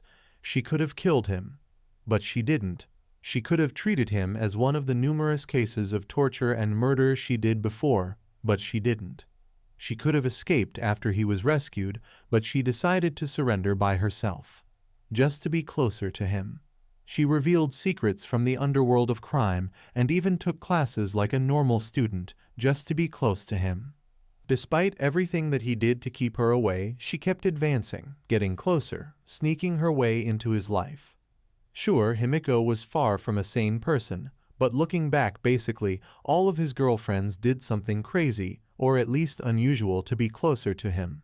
They couldn't stand being away from him. Himiko couldn't stay away from him, like the obsessed and stubborn girl she was. So where did this leave Izuku? He certainly didn't felt the same way towards her, right? Well, he wasn't completely sure, which was the main problem. How to describe this feeling? It was like he was unconsciously afraid of getting anywhere near Himiko while he actively tried to suppress this fear by staying close to her. Somewhere in the way he started to see a more normal side of her, but turns out she was doing this on purpose. If Himiko went that far to show she was willing to change just because of him, was it totally a bad thing? The girl was a walking contradiction. A cute-looking girl and a skilled assassin, a sweet voice that threatens to cut your throat open, bright amber eyes that shine with killing intent, and that blush. That everlasting blush. I wonder, could it be that it is due to her quirk? Shape-shifting must involve some level of cellular rearrangement, so perhaps the skin at this area is thinner due to constant transformations. The shape of the face influences a lot on a person's appearance, and considering what she used to do. Yeah, that part might suffer a greater amount of stress. Thinner skin and stronger blood vessels are a possible outcome, resulting in that permanent blush. Stain's quirk relied on blood type. Does she feel any difference when she tries to transform depending on that factor? Actually, I have never noticed. Perhaps, I guess, wanna find out? Why? Izuku almost fell from the bed as Himiko's face suddenly got near his. Did he really let his guard down like this being in the same room as her? I mean, the collar was efficient, but still. I love that creepy and nerdy side of you. See, come again? What was she talking about? You were muttering some nerdy things about my face right now. You're so cute muttering that I want to stab you. Izuku instantly entered in defense mode. Not literally, I mean stabbing with the finger. You mean poking? Yeah, that. Here, she lightly poked his sides. He moved a little. She poked again, and he moved again. Himiko poked a third time, a little harder. Izuku put her hand down with his. Stop it. She poked him again, and he put her hand down again. Stop. Himiko flashed a devilish smile, and Izuku didn't like it. Oh no, I'm warning you. Stay back, Himiko. Haha. Himiko, stop. Don't ga ha ha ha. Stop. Ha ha ha ha. Stop poking aha sides. Ha ha ha ha ha. Stop. Damn it. The outburst made Himiko retreat, but she still held that devilish grin. Izuku took a minute to take his breath, then looked at her to complain, but the words died at his mouth. The sight he was looking at was weird, almost alien. She was smiling. Himiko had a smile crossing her lips, but not the usual fanged grin, or that mischievous one he just saw.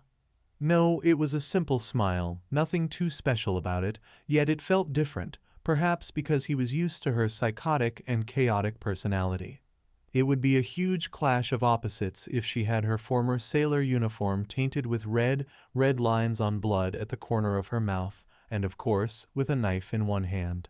If Izuku saw that smile on the old Himiko, he surely wouldn't know what to think of it, but right now, with that nightgown and the moonlight invading part of the room in the background, he was certain that Himiko looked pretty. More than just pretty, it was almost endearing. Such a dangerous person with looks like this was practically a trap. "What's up with that face?" he asked her. She simply shrugged her elbows. "Who knows? I've never felt like this before." "Like how?" "Like stabbing isn't the best thing to do." She looked away, then back to him. "Poking you is way funnier." Yeah, very funny. Also, there's something else." "Something else?" "Yes. This is the first time you call my name without being angry or completely disgusted. I count this as a big win." "Well, technically you forced me to laugh so." For some reason, Izuku felt incapable of arguing against that smile. "Have we ever talked for this long? That's another win. Oh, and I'm not counting our first date." "Whatever." "Well, you came here to be sure of something, and in the end, you still didn't get the answer." "Yeah, that." Izuku got up. He felt he needed to leave before something got out of control, but before opening the door, Himiko called for him again. "Izuku." "What?" "I never got to say this after the whole deal with the League. Thanks for saving me." "Don't thank me, I was literally doing my job." And with that, Izuku opened the door and closed it after him, leaving the blonde alone in her room. He only took a few steps before stopping and rubbing his face, taking a deep breath. If nothing, this talk made things much more complicated between him and Himiko, mostly because now he felt there was something between him and Himiko. Thank you for joining us on this incredible journey through What If Everyone Gets Obsessed with Deku and Had Harem? I hope you found it as intriguing and thought-provoking as we did. A big shout out to guy number 23 for crafting such a compelling story. Don't forget to check out their profile on FanfictionNet for more amazing works. The link is in the description below. If you liked this video, please give it a thumbs up, share it with your friends, and don't forget to subscribe to What If Deku 2 for more fascinating explorations into the world of fanfiction and fantasy. Your support helps us create more content like this, and we're always excited to hear your thoughts and suggestions in the comments section. See you guys in the next video.